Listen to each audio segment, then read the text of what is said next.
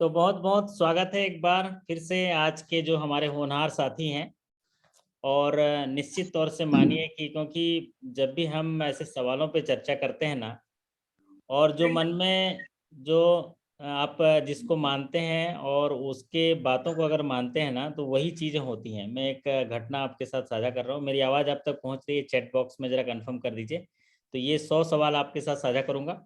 फिर उसके बाद बाकी जो सवाल हैं मैं आपको पीडीएफ के माध्यम से जितना जो है आपको प्रोवाइड करूँगा, और कुछ इंपॉर्टेंट चीज़ें भी आपको जो इमेज फॉर्म में भी प्रोवाइड करूँगा, जिनको आपको मन मस्तिष्क में देखना है और कल प्रमोशन एग्जाम में पूरे तैयारी के साथ स्मार्ट बन के, अगर समय रहा तो पार्लर वार्लर से भी होके चले जाइएगा, लेकिन एग्जाम देने बहुत स्मार्ट तरीके से आइएगा।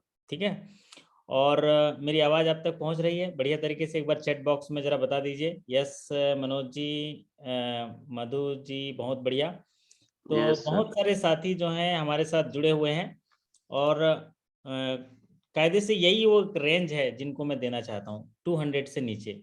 लेकिन जो 200 के ऊपर जो और ज़्यादा 100 लोग और जुड़ रहे हैं ना, वो कहीं ना कहीं कोई लिंक जो है साझा हो रहा है, जिसकी वजह से जो है आप हमारे से जुड़ नहीं पा रहे हैं, या जो भी डिस्टर्बेंस आ रहा है उसी वजह से। तो कोई बात नहीं। तो मैं चाहता हूँ, हेलो, नमस्कार नमस्कार, आइए सेशन पे आइए, 1 घंटा फिर आपसे विदा लेंगे। आइए, है ना? शुभकामनाएं देते हैं आपको। ठीक ठीक है। ठीक ठीक ठीक, मैं देता हूँ आपको, है ना? Okay okay. तो आप जो हैं जितने भी साथी जुड़े हैं, तो उनका मैं स्वागत करता हूं, और फटाफट तरीके से ये 100 सवाल करेंगे। बहुत ही शानदार तरीके से आप लोग सीखेंगे। तो मैं एक वाकया कह रहा था कि अंतिम समय में जो सवाल होते हैं कैसे चमत्कार करते हैं, उसके लिए बता रहा हूँ। एक समय की बात थी, एग्जामिनेशन का समय था। तो एग्जामिनेशन 2 घंटे समझ लो बाद होने वाले थे स्टार्ट। तो क्या करते हैं, हम 3 घंटे पहले चले जाते हैं जब छोटे रहते हैं। तो एक मेरा दोस्त है, मुझे खोजते हुए आया। तो खोजते हुए आया, और फिर वो बहुत सारे सवाल लेके आया था। कागज में सवाल लिख के लाया था। ये सवाल का आंसर क्या होगा, ये सवाल का आंसर क्या है, ऐसे बहुत सारा। मेरे को मतलब पैनिक होके सवालों के आंसर जो है पूछने लगा। तो मैंने तमाम सवालों के आंसर दिए। आप बिलीव नहीं करोगे, जब एग्जाम सेंटर में गए हम भी, तो जितने सारे सवाल वो पूछा था, सारे सवाल उसी में आए थे। और वो मतलब उसने जो है वो चमत्कार किया। वो आज भी वो बड़ा बिजनेसमैन है, आज भी वो चीज़ को याद रखता है। कहने के तात्पर्य उसको कहीं से क्वेश्चन पेपर मिल गए थे। तो वो क्वेश्चन पेपर के सारे, और उस एग्जाम में जो है 99 मार्क्स मेरे ये भी आए थे उस पेपर में। तो आप जो आखिरी समय में जो सवाल हैं साझा करते समय, वो इसलिए रहते हैं क्योंकि हैं तो आपके मस्तिष्क में, लेकिन ऊपर ऊपर आ जाते हैं, तो आपको जो है रिकॉल करने में सुविधा होती है। तो चलिए, आपका स्वागत करता हूं आज के सेशन में। और आज के सेशन का पहला सवाल, बहुमूल्य सवाल, आपके स्क्रीन पर पीछे अब तो ठीक तरह से विजिबल भी हो रहा होगा, क्योंकि पहले थोड़ा सा थोड़ा डिस्टर्बेंस होता था। लेकिन अभी क्या है, हमने बहुत सारी चीज़ें लॉक कर दी हैं। तो पहला सवाल है, commercial banks are mandated for maintenance of cash reserve ratio with RBI accounting to the which section. तो यहाँ पर सीआरआर को पूछा गया। सीआरआर की जो व्याख्या है कौन से सेक्शन में की गई है, तो इसको जो है आप बिल्कुल याद कर लीजिए। जो कैश रिजर्व रेशियो है, कॉमर्शियल बैंकों को पब्लिक का डिपॉजिट जो लेते हैं, उसको पब्लिक को लोन के रूप में देने से पहले कुछ हिस्सा नगद के रूप में रिजर्व बैंक में रखना होता है, जिसको बोलते हैं कैश रिजर्व रेशियो। और इसका जो पावर है रिजर्व बैंक को, ये अधिकार जो है अंडर सेक्शन 42/1 आप आरबीआई एक्ट के तहत दिया गया है। आरबीआई एक्ट 1934 के धारा 42(1) के तहत, कमर्शियल बैंक तो जो कॉमर्शियल बैंक्स हैं, और है ना, तो मैंडेटेड फॉर ये जो कॉमर्शियल मेंटेनेंस बैंक ऑफ हैं उनको जो सीआरआर है तो सीआरआर आरबीआई मेंटेन करना होता है। और ये जो सीआरआर है, अभी करंट में ये 4% है। करंट में 4% है। और जो बाई मंथली मीटिंग होती है, उस बाई मंथली मीटिंग में ये तय किया जाता है। तो सीआरआर का मतलब कैश रिजर्व रेशियो। बैंक अपने डिपॉजिट का कुछ हिस्सा कैश के रूप में रिजर्व बैंक में रखते हैं, जिसको बोलते हैं सीआरआर। तो ये एक सेक्शन याद कर लीजिए, 42 ऑफ आरबीआई एक्ट सीआरआर है। अब बात करते हैं अगले सवाल पर। अगला सवाल है एसएलआर। ये दो चीजें प्राइमरी हैं, इसीलिए इनको सवाल ज्यादातर पूछता है। प्राइमरी मतलब क्या होता है? बैंक का मूलभूत काम क्या है? बैंक का मूलभूत काम है पब्लिक से डिपॉजिट लेना और उसी डिपॉजिट को पब्लिक को लोन के रूप में देना, ये मूलभूत काम है। लेकिन जब पब्लिक से डिपॉजिट लेते हैं तो रिजर्व बैंक कहती है कि उसी डिपॉजिट को पब्लिक को लोन के रूप में देने से पहले, बैंक बाबू सुन लो, देने से पहले कुछ हिस्सा नगद के रूप में मेरे पास रख लो, उसको CRR बोलते हैं। उसका पावर मिला है 42 of reserve bank of act, और कुछ हिस्सा SLR के रूप में रख दो। तो SLR क्या होता है? स्ट्रेटजी लिक्विडिटी रेशियो होता है, जिसमें गवर्नमेंट सिक्योरिटी, गोल्ड और कैश के रूप में भी रख सकते हैं। तो ये जो गवर्नमेंट सिक्योरिटी गोल्ड के रूप में रखते हैं उसको बोलते हैं SLR। तो कुछ हिस्सा कैश के रूप में नगद रखना है, कुछ हिस्सा जो है गवर्नमेंट सिक्योरिटी एंड गोल्ड के रूप में रखना है, इसको बोलते हैं SLR। तो ये जो परिभाषा SLR की वो किसके माध्यम से दी गई है? Under section 24 of banking regulation act. तो ये दो महत्वपूर्ण पहलू हैं, ये समझ लीजिए। जो उनके पास एक टूल्स है जिससे कि वो मुद्रास्फीति को और मनी रोटेशन को, मनी सर्कुलेशन को कंट्रोल करते हैं। चलिए, अब ये रिजर्व रेशियो है। अब बात करते हैं अगला सवाल आपकी स्क्रीन पर। यहाँ पर जो सवाल लिखा गया, यहाँ क्या लिखा गया? In any single day the minimum cash reserve ratio should be maintained by banks against the fortnightly average CRR requirement is. यहाँ पर अगर ये सवाल आएगा तो आपको आंसर लिखेंगे 90%। ठीक है, यहाँ भले ही स्क्रीन पर आपको 80% दिख रहा है, लेकिन आपको लिखना है 90%, क्योंकि ये सीलिंग जो 80% है कोविड की वजह से किया गया था, जिसको बढ़ा दिया गया। अगर ये सवाल जो आपके स्क्रीन पर दिख रहा है ये सवाल आया तो उसका आंसर होगा 90%। राजकुमार जी ने लिख दिया। तो यहाँ पर ये अप टू सितंबर तक था, ये अब जो है ये 90% होगा। ठीक है, तो यहाँ पर CRR मतलब कैश के रूप में जो रखते हैं उसको 4%। बैंक का अगर 100 रुपये बैंक के पास जमा करते हैं पब्लिक, तो RBI बोलती है कि 4 रुपया भैया RBI के पास रख दो, वो भी रुपयों में, नकदी रुपयों में रख दो बोलता है। किस में रख दो बोलता है? नकदी रुपए में रख दो, उसको बोलते हैं CRR। तो 100 रुपये पब्लिक का डिपॉजिट है तो 4 रुपये रख लो। लेकिन वो जो 4 रुपये रखोगे कैश के रूप में, वो किसी भी समय जो एवरेज बैलेंस का 90% जो है मेंटेन होना ही होना है, 90%। तो यहाँ पर 80% लिखा है, इसको 90% कर लेना। चलिए, अब बात करते हैं अगले सवाल पर। अगला सवाल है, जो पैसा रिजर्व बैंक में कैश के रूप में CRR के रूप में रखा जाता है, उस पर रिजर्व बैंक बैंकों को कितना ब्याज देती है? वो ब्याज देती है 0%। और ये सवाल बार बार पूछा जाता है। दरअसल जो पब्लिक के पास डिपॉजिट है, वो डिपॉजिट को डिप्लॉय करेंगे तो क्या होगा? डिप्लॉय करेंगे तो ब्याज मिलेगा लोन के रूप में। लेकिन यहाँ पर रिजर्व बैंक बोलती है हमारे पास रखो, लेकिन हम आपको एक पैसा ब्याज नहीं देंगे। ये है CRR। तो 0% रेट है, प्राय घुमा देता है। इसी में लोग गलती कर जाते हैं और इसमें 4% लिख देते हैं जो CRR का रेट है। अगर मान लीजिए हमारे कई साथी जैसे CRR देखे तो बाकी सवाल दिखता ही नहीं है, तो 4% लिख के आ जाएंगे।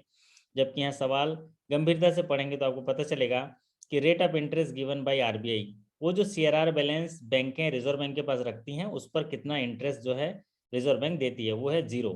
अगला सवाल आपकी स्क्रीन पर, repo shall be undertaken for a minimum period and maximum period. जो रेपो होता है, रेपो रेट जो होते हैं जिसमें रिजर्व बैंक बैंकों को ऋण प्रदान करती है गवर्नमेंट सिक्योरिटी के ऊपर, उसको बोलते हैं रेपो रेट। तो रेपो रेट जो मिनिमम पीरियड होता है 1 डे का होता है, और मैक्सिमम पीरियड जो होता है 1 ईयर का होता है।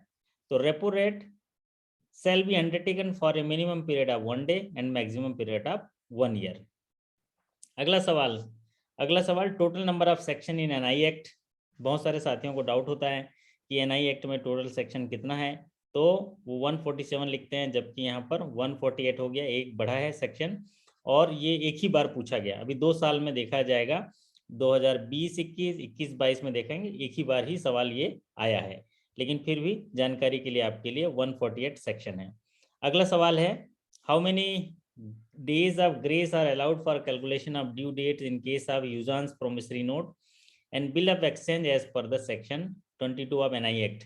जब भी जहाँ पर यूजांस प्रोमिसरी नोट होते हैं, यूजांस प्रोमिसरी जो बिल्स होते हैं, वहाँ पर क्या होता है, उनको एक ग्रेस पीरियड दिया जाता है जो मैक्सिमम 3 डेज का होता है, मैक्सिमम 3 डेज का होता है। एक हमने एक वीडियो भी बढ़िया सा बनाया है कि साइट बिल है तो कैसे कैलकुलेट करेंगे, और वहाँ पर अगर आफ्टर डेट है तो कैसे करेंगे, आफ्टर साइट है तो कैसे करेंगे। तो आफ्टर साइट का मतलब होता है कि जहां पर एक्सेप्ट करता है उस तारीख से ड्यू स्टार्ट होता है, और आफ्टर डेट का मतलब होता है जिस तारीख को वो जो बिल ऑफ एक्सचेंज लिखी गई है उस तारीख के बाद होता है। तो 3 डेज का जो है ग्रेस होता है। और अगर इसमें जो मैच्योरिटी डेट ऑफ बिल है, बिल का मैच्योरिटी डेट है जिस तारीख को है, तो उसके जो तारीख को छुट्टी है तो कैसे होंगे, तो उसके पहले वाले दिन में वो ड्यू हो जाता है। सपोज एक बिल जो है ड्यू हो रहा है 26 जनवरी को, 26 जनवरी को छुट्टी है, तो उसका ड्यू डेट हो जाएगा 25 जनवरी। तो 25 जनवरी को उसका भुगतान करना ही करना होगा, ये कहना चाह रहा है नेक्स्ट प्रीसीडिंग बिजनेस डे। तो यहाँ पर the maturity date of a bill अगर पब्लिक हॉलीडे है तो will become payable on next preceding business day. अब बात करते हैं, ये प्रीसीडिंग का डेट यही हुआ कि अगर जिस तारीख को बिल डेट ड्यू हो रहा है उस तारीख को अगर हॉलीडे है तो उसके पहले वाले दिन इसको पे करना होगा। अगला सवाल आपकी स्क्रीन पर, ये भी इंपॉर्टेंट सवाल है। Protection to the paying banker available under which section of NI act for payment of an instrument where alteration is not apparent. वो कौन सी धारा है एनआई एक्ट की जिसके तहत पेइंग बैंकर है जिसने उस चेक का भुगतान किया है उसको जो है एक प्रोटेक्शन मिलता है, संरक्षण मिलता है, अगर उस चेक में कोई मटेरियल कोई अल्ट्रेशन किया गया है और वो अल्ट्रेशन आप जो है दिख नहीं रहा है, ठीक से दिख नहीं पा रहा है, उसके लिए जो कौन सा सेक्शन है वो है under section 89 of NI act. तो निगोशिएबल इंस्ट्रूमेंट एक्ट 1881 के अनुसार आप सोचिए आपको 10 सेकंड में चेक पास करना होता है, 10 सेकंड में इंस्ट्रूमेंट को पास करना होता है, तो आपको उतने समय में अगर कोई मटेरियल अल्ट्रेशन दिख नहीं पा रहा है सही तरीके से, तो ऐसे कंडीशन में प्रोटेक्शन है, तो इसको बोलते हैं under section 89 of NI act, protection under 89 section under 89 of NI act के तहत ये प्रोटेक्शन है कि जब भी कोई पेइंग बैंकर किसी चेक का भुगतान करेगा और उस चेक में अगर अल्ट्रेशन है और अल्ट्रेशन अगर ठीक से दिख नहीं रहा है नॉट अपरेंट है, नंगी आंखों से समझ में नहीं आ रहा है, तो उसमें जो है एक प्रोटेक्शन मिलता है जिसकी व्याख्या under section 89 of NI act किया गया है। अगला है protection to collecting banker is available under which section of NI act. अब जो कलेक्टिंग बैंकर हैं उनको प्रोटेक्शन मिलता है, तो कलेक्टिंग बैंकर को जो प्रोटेक्शन मिलता है वो किस लिए मिलता है, अगर क्रॉस्ड चेक्ड हैं, क्रॉस चेक हैं उनमें ही प्रोटेक्शन मिलेगा, और ऐसे क्रॉस चेक्ड में जो प्रोटेक्शन मिलेगा वो under section 131 of NI act के तहत मिलता है, under section 131 of NI act. तो दो तरह का प्रोटेक्शन, अगर एक पेइंग बैंकर जो मटेरियल अल्ट्रेशन के वजह से मिलता है तो उसको 89 सेक्शन, अगर कलेक्टिंग बैंकर की बात आई तो 131 ऑफ एनआई एक्ट, और अगर एक डीडी का भी आता है जिसको 85A के तहत किया जाता है, डीडी में भी एक प्रोटेक्शन होता है, आगे हो सकता है वो सवाल हो। यहाँ पर देखिए cheque dated prior to opening of the account can be, ये सवाल बार बार ग्रामीण बैंक के साथियों को पूछा जाता है कि एक ऐसा नहीं पूछेगा सीधे एक लाइन जहाँ लिखा हुआ है, आपको सवाल पूछेगा कि एक शिवाजी जो हैं खाता खोलने आपकी शाखा में आते हैं, खाता जो है 7 जनवरी को खाता खोलता है, खाता खुलने के बाद वो जो है 10 दिसंबर 2021 का चेक प्रेजेंट करते हैं, उसका भुगतान करेंगे कि नहीं करेंगे, तो ऐसे सवाल पूछा जाता है। तो cheque dated prior to opening of account, तो आप क्या करेंगे, खाता तो अभी 7 तारीख को खुला है, चेक को रिटर्न कर दो, लेकिन चेक रिटर्न नहीं करना है, पे करना है if otherwise if in A order, मतलब चेक का भुगतान कर दिया जाएगा अगर वो चेक जो है ऑर्डर में है। ऑर्डर में का मतलब सब बैंक में सही समय में प्रस्तुत होना चाहिए, डेट डले होना चाहिए, और तरीके से खाते में बैलेंस होना चाहिए, और उसकी सारी कैपेसिटी साइन वगैरह बियरर होना चाहिए तभी। चलिए अब बात करते हैं अगले सवाल पर। अगला सवाल आपके स्क्रीन पर है, addition of 2 parallel line is must in case of which type of crossing. ये 2020-21 में बारंबार ये सवाल पूछा गया कि जनरल क्रॉसिंग क्या है, जनरल क्रॉसिंग क्या है। 2 transverse parallel line in the face of cheque is called general crossing. अगर किसी चेक के मुख्य भाग में 2 समानांतर रेखाएं खींच दी जाएं तो वो हो जाएगा क्रॉसिंग चेक हो जाएगा, जनरल क्रॉसिंग हो जाएगा। अगर उसी दो समानांतर रेखा के बीच किसी बैंक का नाम लिख दिया जाए तो हो जाएगा स्पेशल क्रॉसिंग हो जाएगा, है ना। तो यहाँ पर पूछा गया दो पैरेलल लाइन अगर किसी क्रॉसिंग में खींच दिया जाए, नेसेसरी होता है, उसको बोलते हैं जनरल क्रॉसिंग। क्या बोलते हैं उसको? General crossing. अब आइए, ये सवाल बारंबार पूछा जाता है कि under section 129 of NI act if a bank pays a cheque in violation of the crossing direction it will be liable to. सवाल सीधा है कि अगर किसी क्रॉसिंग चेक का भुगतान बैंक में नकदी हो जाता है ना। हमारे शशांक सक्सेना जी, अगर उनके सामने कोई चेक प्रस्तुत होता है, जो कौन सा चेक है? ऑर्डर चेक है, या सॉरी क्रॉस चेक है, और उसका भुगतान होता है ना, कई बार होता है। हम जब ब्रांच मैनेजर थे तो कैशियर के द्वारा होता है ना शशांक जी, है ना, ऐसे हो जाता है। और ना वो जानबूझ के सेटिंग के माध्यम से भी करता है, वो बोलता है सर शाम को मिलना, है ना, मैं चखना लेके आऊँगा, जैसे वो आज कुछ चखना लेके आए थे कुछ लोग, तो वैसे ही लोगों में से वो भुगतान हो जाता है। तो ऐसे केसेस में वो हम लोग लाइबल हो जाते हैं उस चेक का भुगतान ट्रू ऑनर के लिए। किसके लिए? ट्रू ऑनर के पैसा देना पड़ता है, क्योंकि ट्रू ऑनर ने कभी चाहा नहीं था कि उस पैसे का भुगतान नगद हो, वो चाहता था इसका क्रॉसिंग डायरेक्शन में ही पेमेंट हो, और आपने उसको नगद भुगतान कर दिया। तो इसके लिए लाइबल कौन होंगे? आप होंगे लाइबल। किसके लिए लाइबल होंगे? True owner of the cheque. True owner of the cheque के लिए लाइबल होंगे। तो ये under section 129 of NI act है। कई बार ये सवाल को थोड़ा सा ट्विस्ट करके बोलता है कि अगर किसी खाते में चेक को बिना कारण से रिटर्न कर दिया गया, मतलब चेक खाते में बैलेंस था, सब चीज ठीक था, फिर भी लौटा दिया गया, डिसऑनर कर दिया गया, तो बैंक जो है किसके प्रति लायबल होगा? सपोज राम कुमार के नाम से चेक लिखा है और श्याम कुमार ने चेक काटा है, और राम कुमार बैंक गया कि मुझे पैसा दो, आपने लौटा दिया, तो वो बैंक जो है श्याम कुमार के लिए लायबल होगा जिसका खाता आपके पास है। इसको बोलते हैं ट्रू ऑनर। उस चेक का ट्रू ऑनर कौन है, उसके लिए लायबल होगा। अगला सवाल आपके स्क्रीन पर, punishment for dishonour of cheque due to insufficient fund. क्या पनिशमेंट है, क्या दंड है अगर कोई चेक जो है डिसऑनर होता है? किसकी वजह से?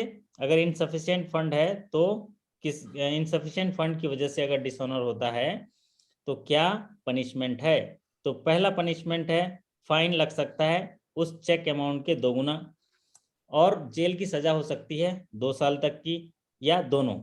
तो ये बात जो है, कोई चेक डिसऑनर होता है, अगर खाते में बैलेंस है, बैलेंस नहीं है, उसकी वजह से चेक डिसऑनर होता है, तो उसमें जो फाइन होता है चेक के अमाउंट का 2 गुना, या 2 साल की सजा, या दोनों भी सजा सुनाई जा सकती है। अब बात करते हैं condition for invoking under section 138 of dishonour of cheque. ये भी सवाल पूछा जाता है कि चेक डिसऑनर में इनसफिशिएंट बैलेंस की वजह से या चेक डिसऑनर होता है तो कौन से सेक्शन के तहत इसमें कार्रवाई की जा सकती है? तो वो सेक्शन है under section 138 of negotiable instrument act के तहत कार्रवाई की जा सकती है। तो ये अंडर सेक्शन 138 जो है ये डिसऑनर ऑफ चेक को डील करता है। उसमें चेक जो है वैलिडिटी पीरियड में प्रेजेंट होना चाहिए। Cheque had been received for consideration. Consideration का मतलब क्या होता है? किसी को आपने चेक दिया है तो कोई वस्तु का आदान प्रदान हो रहना चाहिए, कंसिडरेशन होना चाहिए, उसका कोई संबंध दिखना चाहिए, ठीक है। पेई demands the dryer with in 30 days of the receipt of check return memo. जब चेक रिटर्न करते हो तो उसके 30 दिनों के अंदर जो पेई है वो जो है ड्रॉयर को एक नोटिस भेजेगा, नोटिस देना है।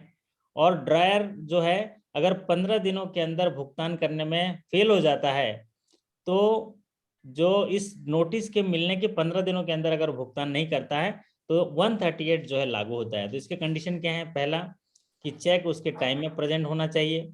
दूसरा, चेक कंसिडरेशन में होना चाहिए, मतलब किसी लेन देन की वजह से दिया होना चाहिए, उसका वैलिड प्रूफ होना चाहिए। ऐसा नहीं कि किसी का चेक चुरा लो और आप चेक बाउंसिंग लगा दो।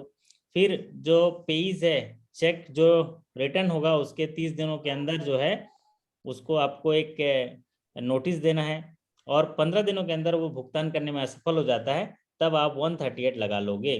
और एक बात ये भी आता है कि अगर कोई चेक रिटर्न हुआ तो हमको कितने दिनों के अंदर उसको लौटाना होता है? उसको कितने दिनों के अंदर लौटाना होता है अकाउंट होल्डर को, जो चेक लगाया है? आप लोग बताइए कितने दिनों के अंदर लौटाना होता है, ये सवाल भी पूछता है। तो ये है 24 घंटे के अंदर उसको लौटाना होता है, 24 आवर्स है ना। अब आते हैं, ये सवाल तो आ गया आपके, cheque send for the collection and return unpaid should be return to the payee within 24 hours of the return. तो ये हम किसको करेंगे? पेई को करेंगे, क्योंकि हमारे पास जो चेक है वो लेके कौन आया है? वो पेई लेके आया है, तो हम लोग पेई को रिटर्न कर देंगे। तो ये हुई बात। अब बढ़ते हैं अगले सवाल पर। अगला सवाल आपके स्क्रीन पर देखिए, bank should conduct periodic review of risk category of account periodicity being at least once in how many months. बैंकों को अपने खाता धारकों के जो रिस्क रिव्यू है उसका रिव्यू है कितने दिनों में करना होता है? सीधा सीधा मैक्सिमम टाइम पूछे जाने वाला सवाल है, वो है 6 मंथ। कितने दिनों में? 6 महीने में रिव्यू करेंगे। रिव्यू का मतलब क्या हुआ? रिव्यू का मतलब ये हुआ कि वो चेक करेंगे कि ये खाता हाई रिस्क में है, कि ये खाता लो रिस्क में है, कि ये खाता मीडियम रिस्क में है। इसको बोलते हैं रिव्यू। उनके एक्टिविटी से, उनके बिजनेस पोर्टफोलियो से, उनके केवाईसी डिटेल से ये तय करेंगे, उनके अकाउंट टाइप से तय करेंगे। अब बात करते हैं इनका 6 महीने में रिव्यू करेंगे। अगर रिव्यू करने के बाद रिस्क डिसाइड हुआ तो उनकी री केवाईसी की जाती है।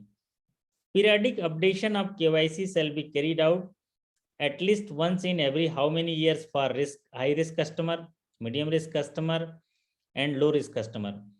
तो पीरियडिक अपडेशन किया जाता है केवाईसी का, और अलग अलग जो खातेदार हैं, अलग अलग रिस्क कैटेगरी के जो खातेदार हैं, उनके लिए अलग अलग तरीके से जो है ये रिस्क कैटेगरी डिसाइड होता है, उनके लिए केवाईसी की जाती है। तो अगर हाई रिस्क का कस्टमर है तो हर 2 साल में उसको केवाईसी जमा करना है।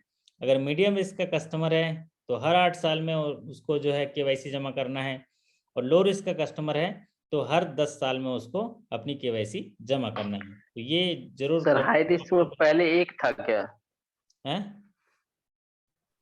हाई रिस्क में पहले 1 साल था क्या? कब था? लॉकर में 2 इयर्स ही है। लॉकर में लॉकर में आता है वो। हाई रिस्क में कभी भी कंप्यूटर ये तो खाते के केवाईसी के बारे में हो रही है। वो जो हाई रिस्क आप कह रहे हो वो लॉकर तोड़ने वाला है ना। लॉकर तोड़ने के लिए अगर एक साल तक ऑपरेट नहीं करता तो लॉकर तोड़ना है। यहाँ लॉकर तोड़ने फोड़ने की बात नहीं हो रही, यहाँ तो क्या बात हो रही है? केवाईसी फिर से जमा करने की बात हो रही है ना। 1 साल कभी नहीं था। चलिए अब बात करते हैं under KYC guideline banks to keep record. KYC के रिवाइज गाइडलाइन में बैंकों को ये निर्देश दिए गए हैं कि वो अपने ट्रांजैक्शन वाउचर जो है वो खाता बंद होने के बाद भी कितने दिनों तक रखना होता है? वो है 5 साल। तो under KYC guideline banks to keep record on all transaction vouchers and identification detail after closure of account for at least what period of the date of transaction closure of the account. देखिएगा cyber crime से बहुत सारे mail आते होंगे आपको, क्या मांगता है वो? केवाईसी दीजिए, है ना। तो वो केवाईसी डॉक्यूमेंट हमको संभाल के रखना होता है। तो ये 5 साल तक संभाल के रखना होता है। चलिए अब बात करते हैं अगले सवाल पर। अगला सवाल आपके स्क्रीन पर, CTR is submitted to which agency by 15th of the succeeding month. CTR report जो है कब जमा करनी होती है? महीना खत्म होने के 15 दिनों के अंदर। किसको जमा करनी होती है? FIU। FIU का फुल फॉर्म क्या है? Financial intelligence unit. क्या होता है? फाइनेंशियल इंटेलिजेंस यूनिट होता है। तो CTR is submitted to which agency by 15th of the succeeding month? Is FIU। अब बात करते हैं minimum and maximum member in private limited company. तो प्राइवेट लिमिटेड कंपनी के लिए मिनिमम एंड मैक्सिमम नंबर जो मांगा गया है, तो मिनिमम जो होंगे 2 होंगे, मैक्सिमम जो होंगे वो 20 होंगे। एक कंफ्यूजन जो होता है इसमें वो होता है जो गवर्नमेंट एजेंसी हैं, जो कंपनी अभी नियम चेंज किया है उसके तहत जो मैक्सिमम नंबर ऑफ जो पार्टनरशिप होते हैं वो होंगे 50। तो जहां भी गवर्नमेंट बिजनेस के लिए जो डीलिंग की जाती है उसमें लॉ चेंज किया है, वो 50 आता है। लेकिन प्राइवेट लिमिटेड कंपनी के केस में जो साधारणतया मिनिमम 2 हैं और मैक्सिमम 200 होंगे। लेकिन अगर पार्टनरशिप फॉर्म्स वगैरह के लिए जो होंगे तो वहां पर 50 होंगे।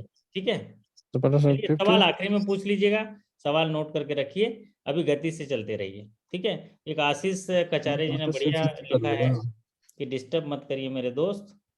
आवाज में दिक्कत आ रही है, पहले पढ़ लीजिए फिर जवाब करिएगा। ये सही बोला Ashish ji, okay thank you. चलिए अब बात करते हैं अगला सवाल। Minimum and maximum number of members in a public limited company is.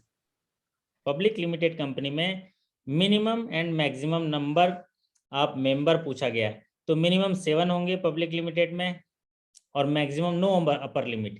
कोई अपर लिमिट नहीं है, क्योंकि जहां पब्लिक लिमिटेड कंपनियां होती हैं वहां पर शेयर होल्डर्स होते हैं बहुत सारे, तो इनकी अपर लिमिट जो है बिल्कुल नहीं है।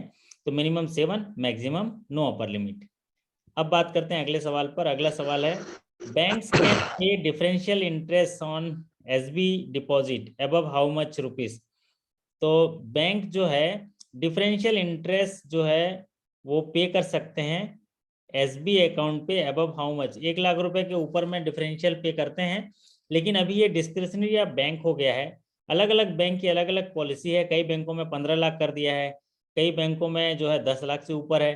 तो इसलिए इसको जो है आप आरआरबी के हिसाब से देखेंगे तो आरआरबी में भी, कई आरआरबी में देखा है 15 लाख से ऊपर हैं तो उनको जो है ये डिफरेंशियल रेट है। तो थोड़ा सा पॉलिसी मैटर है, इसीलिए इस सवाल को थोड़ा सा अवॉइड कर लीजिए। 23 नंबर सवाल को अगर आएगा तो उसमें थोड़ा सा अपने पॉलिसी से भी रिलेट कर लीजिएगा।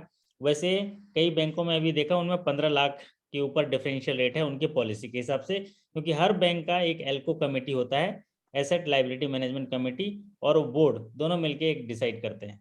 चलिए अब बात करते हैं अगले सवाल पर। अगला सवाल आपकी स्क्रीन पर। If a customer is having any other saving account in that bank, he should be required to close how many days other all account if he opened the basic saving bank deposit account। अगर कोई ग्राहक जो है basic saving bank deposit open करता है जिसमें मूलभूत बहुत सारी सुविधाएं हैं, उसको फ्री ऑफ कॉस्ट मिलती हैं, तो अगर उस बैंक में और अन्य खाता हैं उसके पास तो वो सारे खातों को बंद करना पड़ेगा वो खाता खोलने के 30 दिनों के अंदर। ठीक है, ये सवाल बहुत फाइनेंशियल इंक्लूजन का सवाल है तो इसलिए काफ़ी पूछा जाता है। तो आप लोग इसको ज़रा देख लीजिएगा कि अगर basic saving bank deposit account open करते हैं तो उस बैंक में और अदर खाते जो हैं 30 दिनों के अंदर बंद करने होंगे। चलिए अब बात करते हैं बल्क डिपॉजिट। बल्क डिपॉजिट क्या है? एक टर्म है बल्क डिपॉजिट जिसको एक संज्ञा दी जाती है, एक नाम दिया जाता है। अगर कोई एक सिंगल डिपॉजिट 2 करोड़ या 2 करोड़ से ज़्यादा का हो, एक एफडीआर लेके आ रहा है 2 करोड़ या 2 करोड़ से ज़्यादा का हो तो उसको बल्क डिपॉजिट कहते हैं। इसके पहले ये 1 करोड़ था जिसे बढ़ाकर ये 2 करोड़ कर दिया गया। तो bulk deposit means a single deposit of ₹2 crore and above is called bulk deposit. चलिए अब बात करते हैं अगले सवाल पर।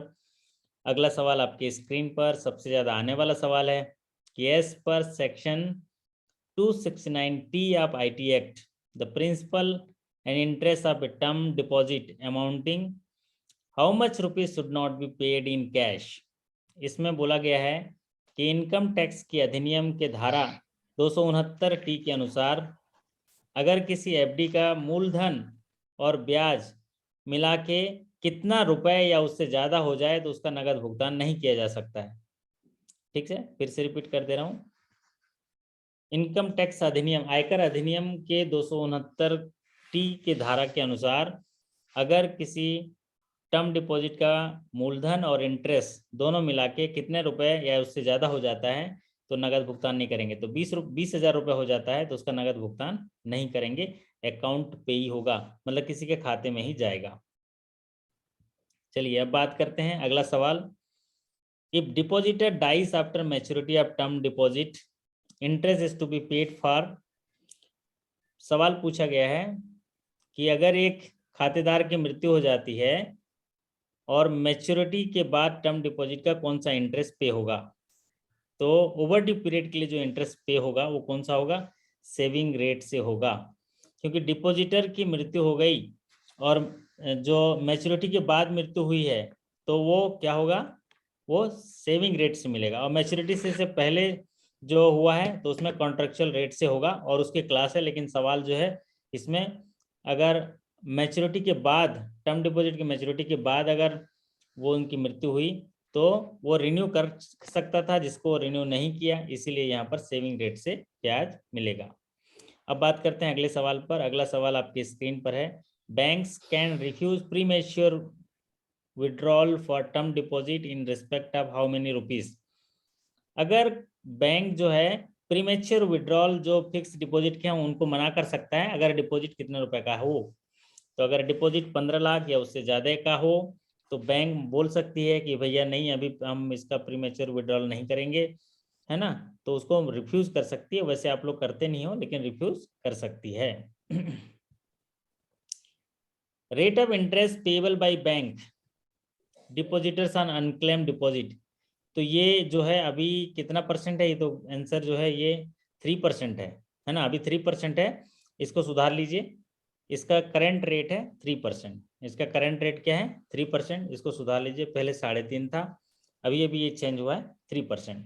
यस आशीष जी, संजय गुप्ता जी, इन्होंने 3% लिख लिया। तो आप लोग भी इसमें आएगा सवाल तो 3% में टिक लगा दीजिएगा। चलिए अब बात करते हैं रिलेशनशिप बिटवीन बैंक एंड पेई ऑफ ए ड्राफ्ट। एक बैंक और पेई, जब हम बैंक में काम करते हैं तो बहुत सारे रिश्ता निभाते हैं। तो वो रिश्ता क्या कहलाता है? अगर कोई डीडी का पेमेंट कर रहे हैं तब रिश्ता क्या कहलाएगा? तो रिश्ता कहलाएगा, बैंक होगा ट्रस्टी और जो बेनिफिशियरी होगा, वो जो पेई होगा वो बेनिफिशियरी होगा। तो होता ये है डीडी के केस में कि जब कोई ग्राहक नगद पैसा या जो भी लेके बैंक में आता है डीडी बनाने के लिए, तो जब पैसा उसके पास रहता है तो वो हो गया क्रेडिटर और बैंक हो गया डेटर। तो बैंक को पैसा दे देता है तो बैंक क्या हो जाएगा, देनदार हो गया, और जो डीडी बनाने वाला है वो लेनदार हो गया। लेकिन जैसे ही डीडी बन गया तो बैंक एजेंट हो गया और कस्टमर प्रिंसिपल हो गया, और वो डीडी पेई के पास चला गया तो बैंक ट्रस्टी हो गया और पेई जो है बेनिफिशियरी हो गया। ठीक है, 3 तरह का रिश्ता हो गया। ज्योति जी, है ना, कितना रिश्ता निभाते हो आप? खूब सारा रिश्ता निभाते हैं आप, तो और ज्यादा रिश्ता निभाते होगे, थोड़ा स्मार्ट जो हो, है ना। चलो बहुत बढ़िया। अब बात करते हैं कि relationship between bank and RBI in case of maintenance of currency chest. Currency chest के मेंटेनेंस के समय आरबीआई, बैंक और आरबीआई का क्या रोल है? तो इसमें देखिए आरबीआई काम कराने वाला है तो क्या हो गया, प्रिंसिपल हो गया। क्या बोल रहे हैं, डीडी वाला रिपीट करिए, है ना, नाम नहीं बताया इन्होंने, A5 लिखते हैं। तो डीडी वाला ये है, अगर कोई ग्राहक जो है बैंक में आता है डीडी बनाने के लिए तो उसके हाथ में पैसा रहता है, पैसा आपको दे दिया, तो पैसा आपको दे दिया तो वो क्रेडिटर हो गया, आप क्या हो गए, डेटर हो गए, आप देनदार हो गए, वो लेनदार हो गया। लेकिन जैसे ही डीडी छप गया तो वो क्या हो गया, आप वो प्रिंसिपल हो गया, आप एजेंट हो गए।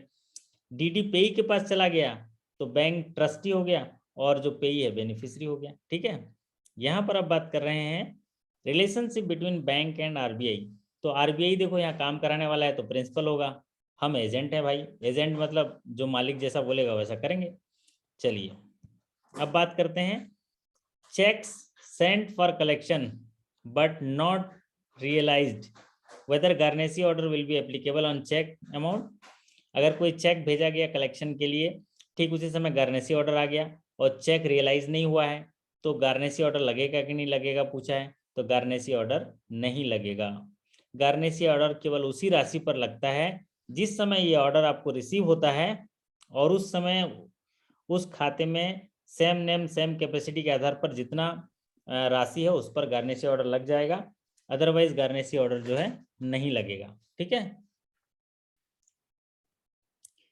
तो यहाँ पर चेक कलेक्शन के लिए भेजे गए हैं, कल वो आएगा तो उसमें गार्नेसी ऑर्डर नहीं लगेगा। अगला सवाल है maximum award can be passed by ombudsman.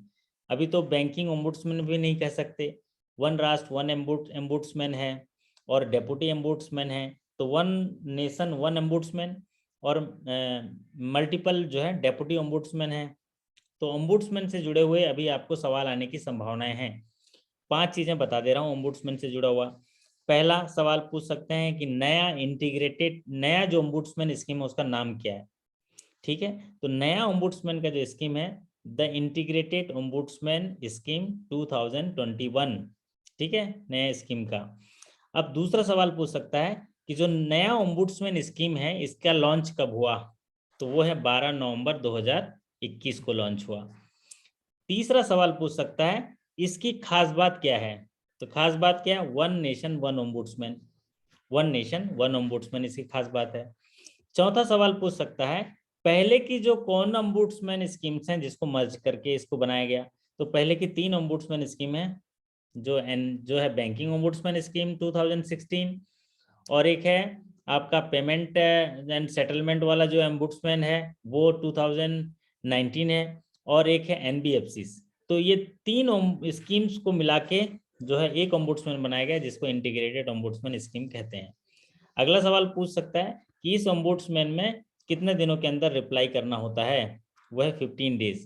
पहले ये 30 डेज का समय था, अब उसको रिप्लाई देने का समय 15 डेज है। और इसमें अलग क्या है, अलग ये बोलेगा कि इसमें अगर 15 दिनों के अंदर जवाब नहीं दिए तो अवार्ड दे दिया जाएगा, और उस अवार्ड के खिलाफ आप अपील भी नहीं कर सकते, उस अवार्ड के खिलाफ अपील भी नहीं कर सकते। बाकी मैक्सिमम जो अवार्ड है वो 20 लाख ही है, या amount actual loss suffered with maximum of 20 lakhs. मतलब मान लीजिए 1 लाख का नुकसान हुआ है तो 1 लाख के बराबर पेनल्टी दे सकता है, या maximum penalty 20,000, which ever is lower. अब बात करते हैं अगले सवाल पर। अगला सवाल ये है मेंटल एगोनी के लिए, ये सेम टू सेम है। मेंटल एगोनी के लिए मैक्सिमम अवार्ड कितना दे सकता है ओम्बुड्समैन? तो ओम्बुड्समैन जो है मेंटल एगोनी के लिए, मानसिक प्रताड़ना के लिए, है ना, कोई ग्राहक बोलता है सर मैं बैंक जा जाके मेरा जूता घिस गया, चप्पल घिस गया, मैं मानसिक रूप से बहुत परेशान हो गया, मेरा धोती फट गया, कुर्ता फट गया, तो ये मानसिक रूप से बहुत प्रताड़ना किया, मेरा बेटा उसमें बाइक चलाते हुए गिर गया, तो ये मानसिक प्रताड़ना हुआ जिसकी वजह से मुझे हर्जाना दीजिए, तो वो मैक्सिमम 1 लाख रुपए होगा। चलिए हम बात करते हैं अगले सवाल पर। Bank should provide basic banking facility at door step to senior citizen particularly the age of. बैंकों को निर्देश हैं कि जो सीनियर सिटीजन हैं, पर्टिकुलरली एज ग्रुप कितने के, तो उनको कुछ बेसिक सुविधाएं जो हैं वो डोर स्टेप प्रदान किए जाएं, ताकि वो परेशान ना हो। कोरोना में इतनी सारी महामारी है, बहुत सारे रिस्ट्रिक्शंस हैं, इसमें वो बैंक आएंगे तो उनको अगर कहीं वायरस वगैरह हो गया तो थोड़ा सा बहुत दिक्कत होती है, इसीलिए उनको डोर स्टेप बैंकिंग प्रोवाइड करना है, और ये एज जो है वो 70 ईयर्स एंड एबव है। अब बात करते हैं limitation period for filing complaint in consumer court. ये जो है लिमिटेशन पीरियड जो पूछा गया है, ये कंज्यूमर कोर्ट में बहुत सारा एक बदलाव हुआ है। अभी कंज्यूमर कोर्ट में बदलाव हुआ है, आज सुबह ही मैंने आप लोगों को सबको जो है एक नया पिक्यूनरी ज्यूरिडिक्शन दिया है। कंज्यूमर कोर्ट पहले जो है 30 दशक तक एक कंज्यूमर कोर्ट का जो पॉलिसी बना था, फिर उसके बाद 2019 दिसंबर में उसमें नया पॉलिसी आया जिसके तहत उनका ज्यूरिडिक्शन बदला गया, पिक्यूनरी ज्यूरिडिक्शन, जिसमें डिस्ट्रिक्ट फोरम को 1 करोड़ था, 1 करोड़ से लेकर 10 करोड़ तक स्टेट कमीशन को था, और 10 करोड़ से ऊपर नेशनल कमीशन को था। लेकिन इसमें ये देखा गया कि जब दिसंबर 19 में ये स्कीम लागू किया गया तो हुआ ये कि जितने स्टेट कमीशन में जो केसेस थे वो डिस्ट्रिक्ट फोरम में आ गए। अब डिस्ट्रिक्ट फोरम में इतने सारे केस आ गए क्योंकि डिस्ट्रिक्ट फोरम का जो लिमिट है वो 1 करोड़ रखा गया था। कितना रखा गया था? 1 करोड़। अब एक उनके पास इतने केस आ गए कि वो उसका डिस्पोजल करना मुश्किल हो रहा था। इसी पर विचार करते हुए सरकार ने पॉलिसी में बदलाव किया, जो मैंने सुबह आपको साझा किया। तो इसका लिमिटेशन पीरियड क्या होता है? 2 साल, जिस तारीख को घटना घटी थी उसके 2 साल के अंदर आप कंज्यूमर कोर्ट में जा सकते हैं, अन्यथा आपका केस फाइल नहीं होगा। इसका ज्यूरिडिक्शन की बात कर रहे हैं नए स्कीम में। तो अगर आपको ये सवाल आए जो कंज्यूमर कोर्ट्स का, और पूछा जाए कि डिस्ट्रिक्ट फोरम में कितने रुपए तक के क्लेम जाते हैं, तो अप टू 50 लैक्स तक जाएंगे, और स्टेट कमीशन में कितने तक के क्लेम जाएंगे, तो अबव 50 लैक्स टू 2 करोड़ तक जाएंगे, और नेशनल कमीशन में कितने तक के क्लेम जाएंगे, अबव 2 करोड़ जाएंगे। जो रिसेंटली चेंज हुआ है 30 दिसंबर 2021 को चेंज हुआ है। कब हुआ है? 30 दिसंबर 2021 को चेंज हुआ है, गजट में भी आ गया है। तो कई साथी सुबह फोन भी किए कर रहे थे मुझे कि सर अगर ये सवाल आए तो क्या देना है, जो हकीकत है उसको दीजिए, आज जो सही है उसको दे दीजिए। तो होगा क्या, ऐसे केसेस में आपको वो कंसीडर करा जाता है और नंबर्स देते हैं। चलिए अब बात करते हैं अगला कि death claim settlement should be done within how many days from the receipt of application with all set of document। जो डेथ क्लेम है, जिसको जरा मानवीय संवेदना के आधार पर देखते हुए एक गाइडलाइन बनाए गए हैं कि अगर डेथ क्लेम है तो आप जो है उसका डिस्पोजल बहुत ही फास्ट करिए। उसका डिस्पोजल जो है डॉक्यूमेंट मिलने के बाद, एप्लीकेशन कंप्लीट डॉक्यूमेंट के साथ मिलता है, तो 15 दिनों के अंदर उसका सेटलमेंट कर देना चाहिए अगर नॉमिनेशन है तो। अगर नॉमिनेशन नहीं है तो उसके सेटलमेंट का टाइम है 30 डेज। तो दोनों चीज़ें जान लीजिए कि अगर नॉमिनेशन है तो फिर 15 डेज, नॉमिनेशन अगर नहीं है तो विद इन 30 डेज। तो दोनों तरह की बातें हैं। अब बात करते हैं अगले सवाल पर। यहाँ पर पूछा गया है, customer should given notice for closure shifting a branch, how much period before closing shifting. अगर आपकी शाखा किसी एरिया में काम कर रही है और उस शाखा को शिफ्ट करना है या उस शाखा को बंद करना है, तो आपको ग्राहकों को एक सूचना देनी होती है पेपर के माध्यम से, पब्लिकेशन के माध्यम से और नोटिस के माध्यम से। तो वो सूचना जो है कितने दिनों के अंदर देनी होती है।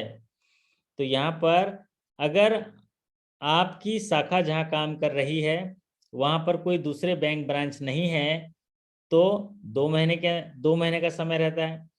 और अगर दूसरे बैंकों की शाखाएं हैं तो आपको 1 महीने का नोटिस दे दीजिए और 1 महीने का नोटिस देके आप शिफ्ट कर लीजिए। तो 2 तरह की बात हुई।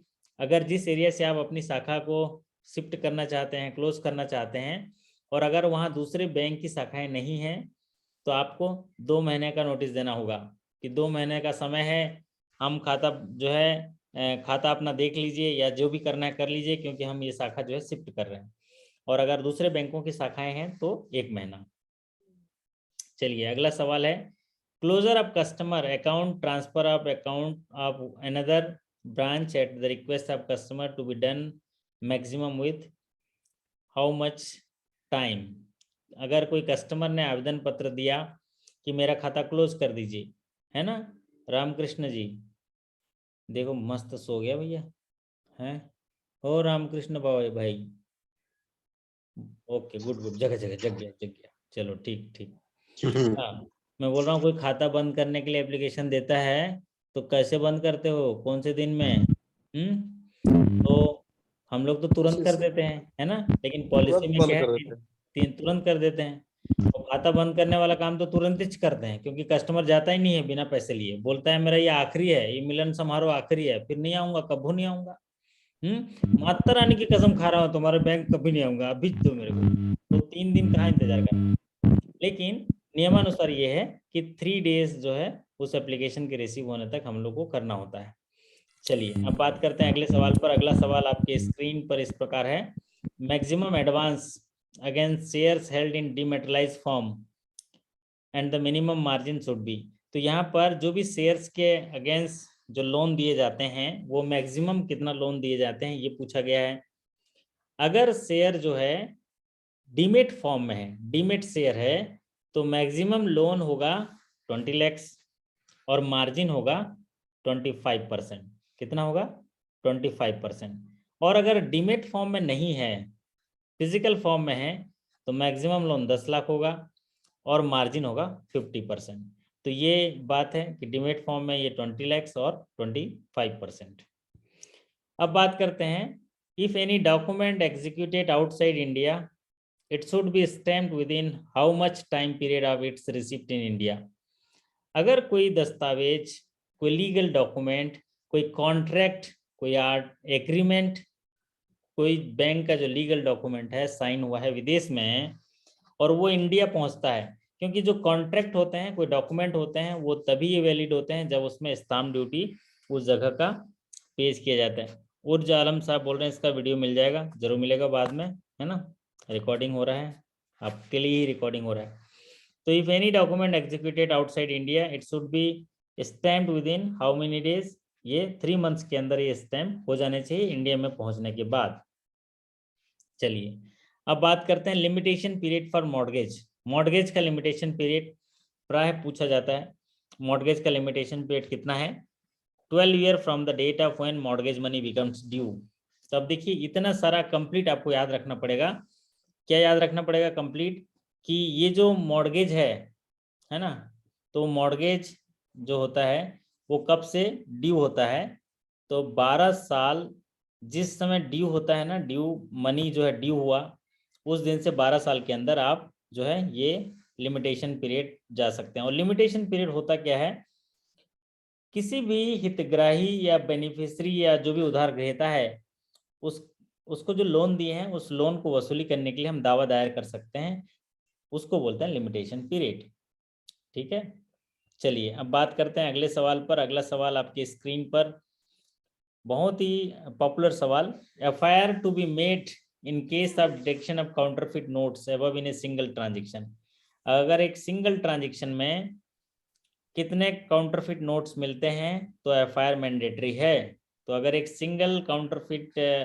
सिंगल ट्रांजेक्शन है और सिंगल ट्रांजेक्शन में अगर 4 से ज्यादा, मीन्स उदय जी ने लिख दिया 5, ठीक बात, 4 से ज्यादा मतलब 5 या 5 से अधिक नोट पाए जाते हैं तो वहां पर उनका एफआईआर मैंडेटरी होता है।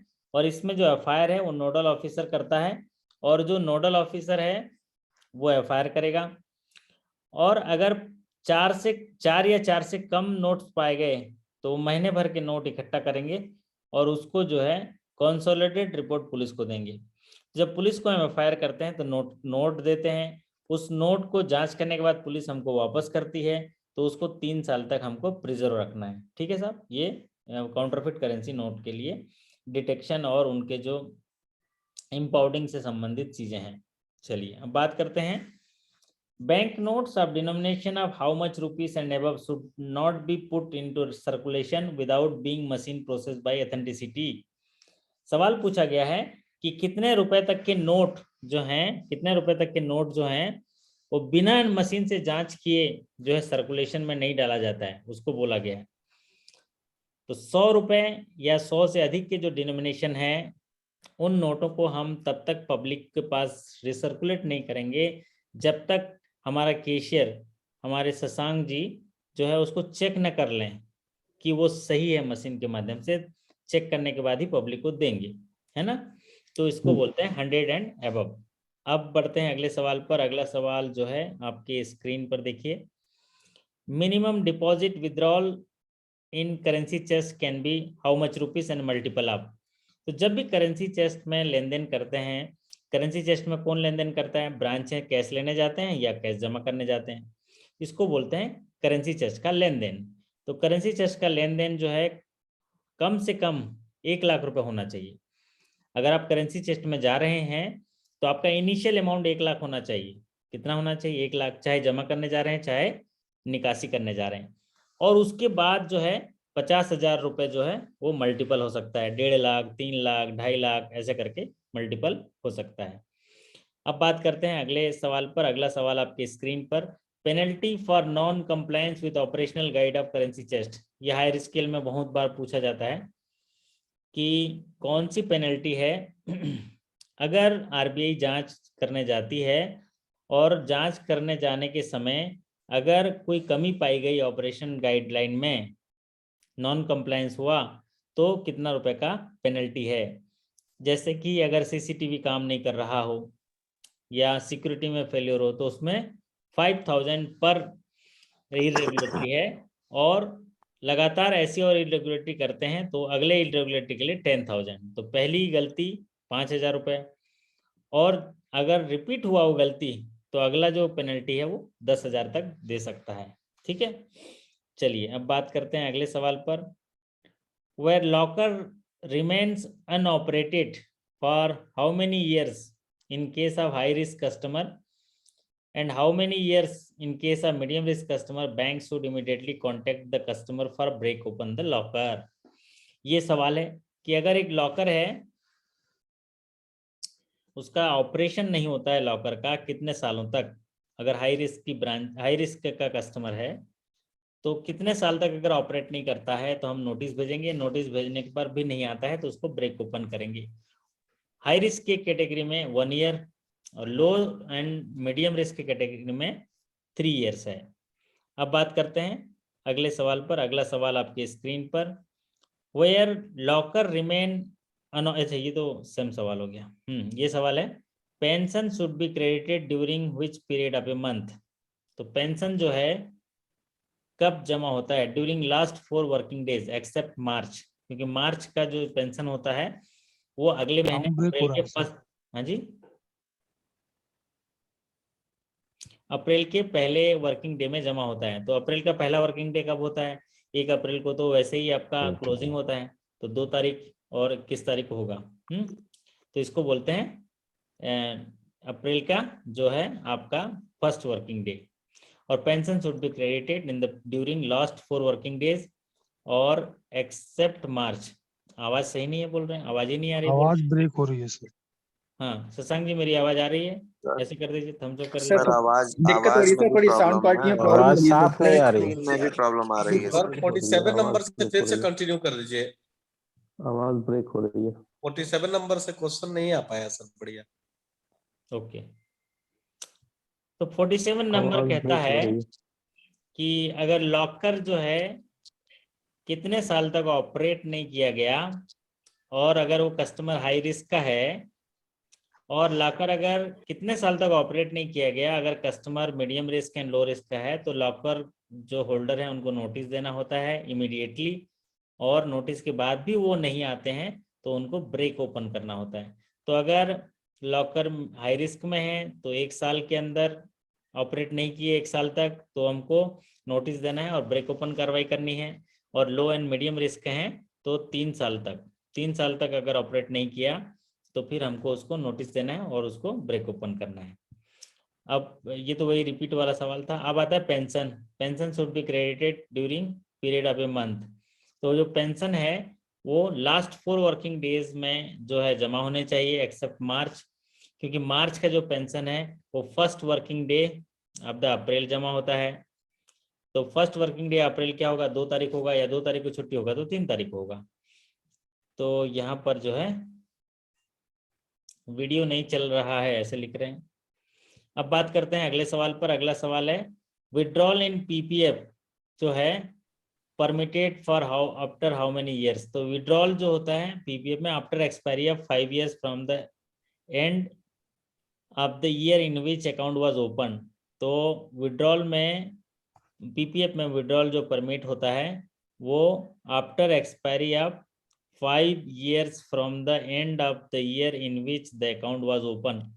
हूबहू ऐसा याद कर लीजिए, समझने के लिए बाद में मैं आपको और भी समझा दूंगा, क्योंकि इसमें एक पार्शियल विड्रॉल होता है और एक होता है प्रीमेच्योर विड्रॉल होते हैं। ठीक है, प्रीमेच्योर विड्रॉल होता है। दोनों के लिए एक जो आपका एरिया विड्रॉल होता है after expiry of 5 years from the end of the year in which the account was open, ऐसे ही आपको याद रख लीजिए।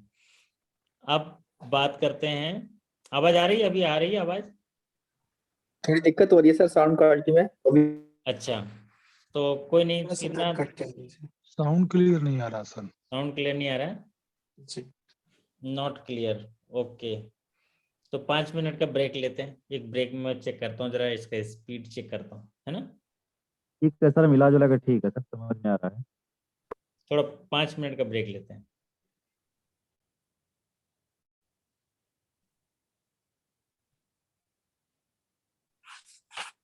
सर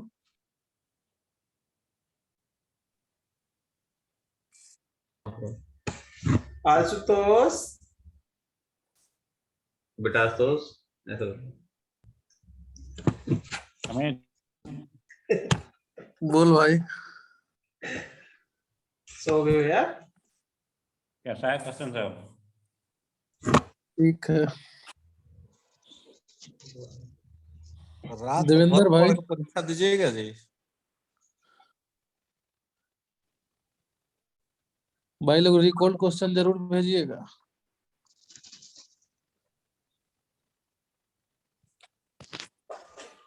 इनका एग्जाम मेरा 10 हो गया।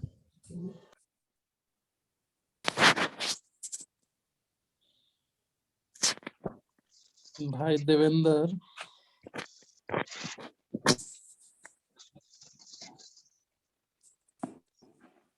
महेश हो गया क्या?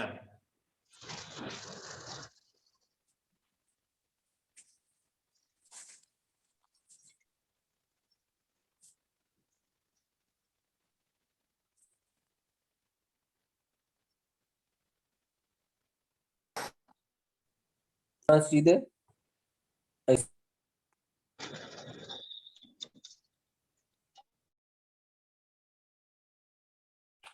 मुकेश कौन है?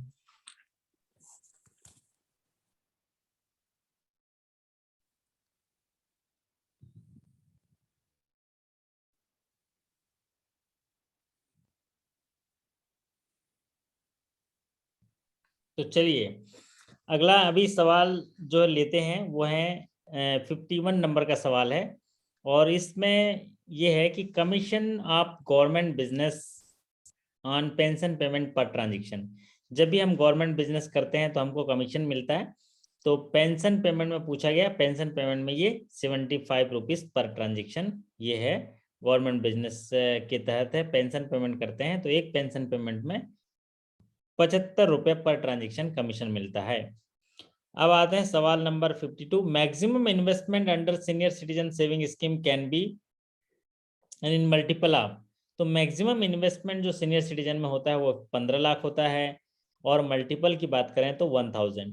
तो मैक्सिमम इन्वेस्टमेंट जो रिटायर होते हैं या वीआरएस लेते हैं तो उनके लिए 15 लाख का जो है, या उनके रिटायरमेंट बेनिफिट से ज़्यादा भी नहीं होना चाहिए, या 15 लाख की सीलिंग है।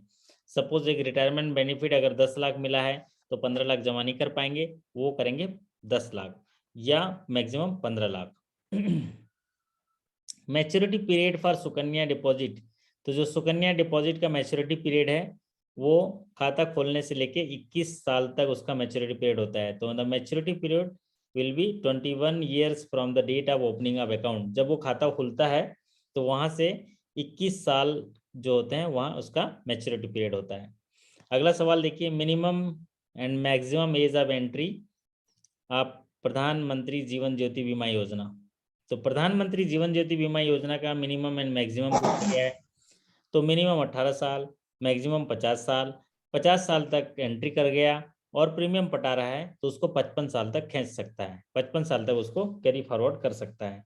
प्रीमियम एंट्री करने के लिए 50 साल है, और 50 साल के अंदर अगर एंट्री कर गया और प्रीमियम पे कर रहा है तो उसको 55 साल तक ले सकता है। चलिए अब बात करते हैं अगले सवाल पर। Minimum and maximum age of cover under Atal pension योजना।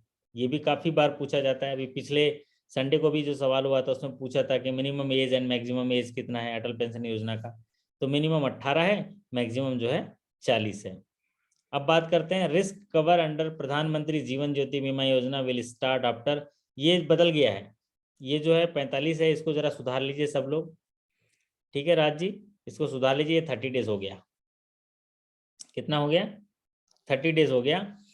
तो रिस्क कवर प्रधानमंत्री जीवन ज्योति बीमा योजना में अब डेज ऑफ एनरोलमेंट से 30 डेज के अंदर जो है होना होता है। पहले ये 45 दिन था।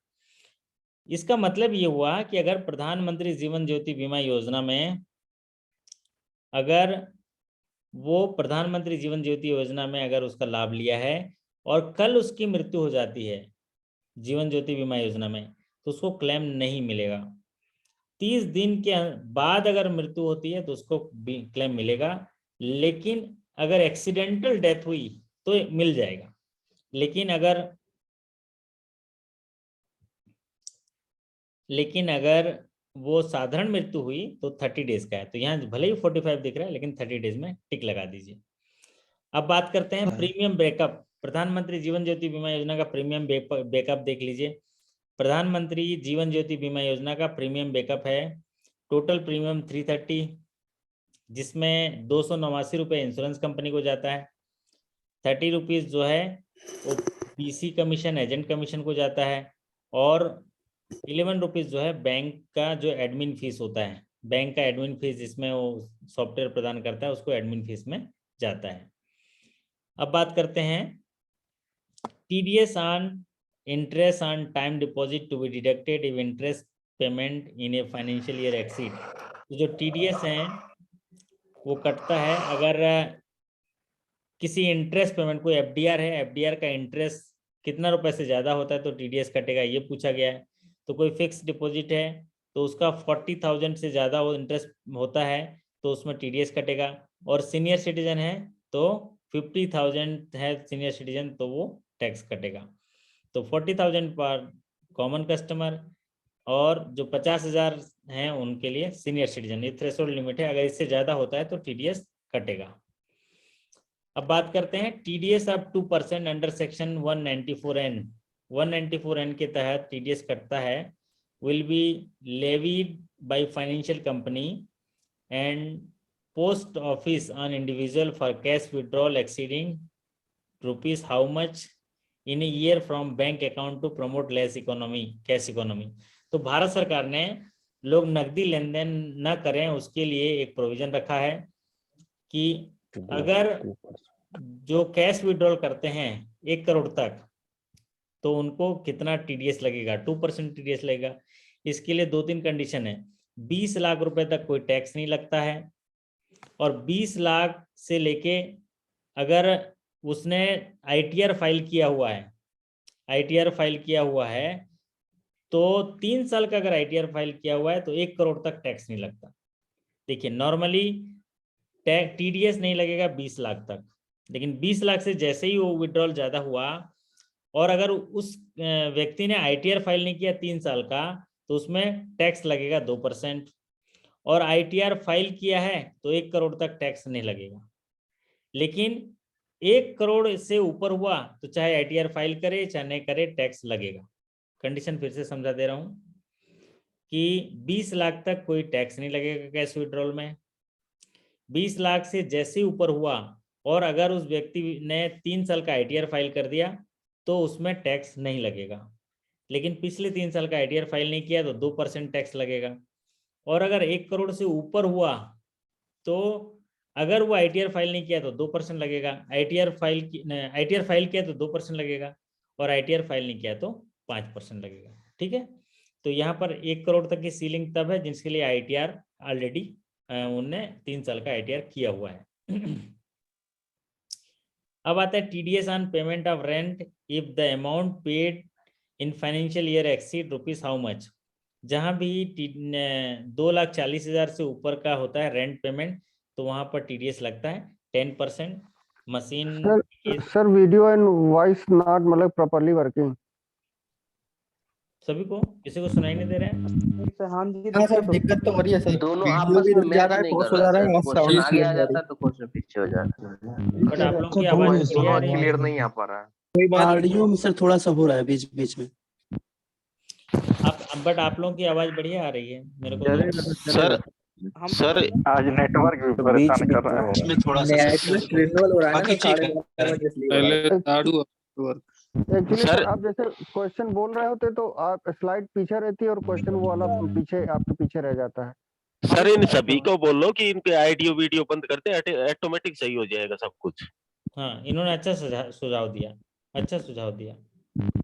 हो सकता है ये भी एक तरीका है कि हाँ सर इनको आगे- बोलिए आईडियो वीडियो बंद कीजिए अपना और वो हाँ। सुनिए, ऑटोमेटिक सही चलेगा सर।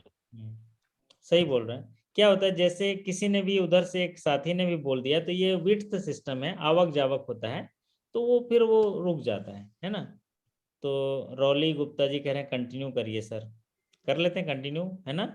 थोड़ा सा मेरी बात को सुन लीजिए तो फिर हम लोग जो है जब कुदरत परीक्षा लेती है ऐसे क्या करें। अभी तो मेरा तो हाई फाई नेटवर्क है, कितने एमबीपीएस का नेटवर्क है, फास्ट नेटवर्क है, फिर भी आवाज़ नहीं आ रही है तो उसके लिए तो मुश्किल है। या तो ठंडी बहुत होगी, जाम हो गया होगा, है ना। चलिए, तो न ही गर्मी ऊन का चाहिए न ही गर्मी जून का चाहिए, हमें तो गर्मी जुनून का चाहिए, और हमें तो गर्मी अपने खून का चाहिए। तो हमारे अंदर गर्मी है तो फिर क्या ठंडी, है ना राज ओझा जी। ठीक बात है, ठीक बात। लाजवाब सर। तो अपने अंदर अगर जुनून है तो गर्मी आ जाएगी। जियो का नेटवर्क 12 के बाद कम नहीं अच्छा, जियो गड़बड़ करता है बोल रहे हैं। चलिए, तो टीडीएस के लिए बात हो रही थी। अगर रेंट पेमेंट है फाइनेंशियल ईयर में तो 2,40,000।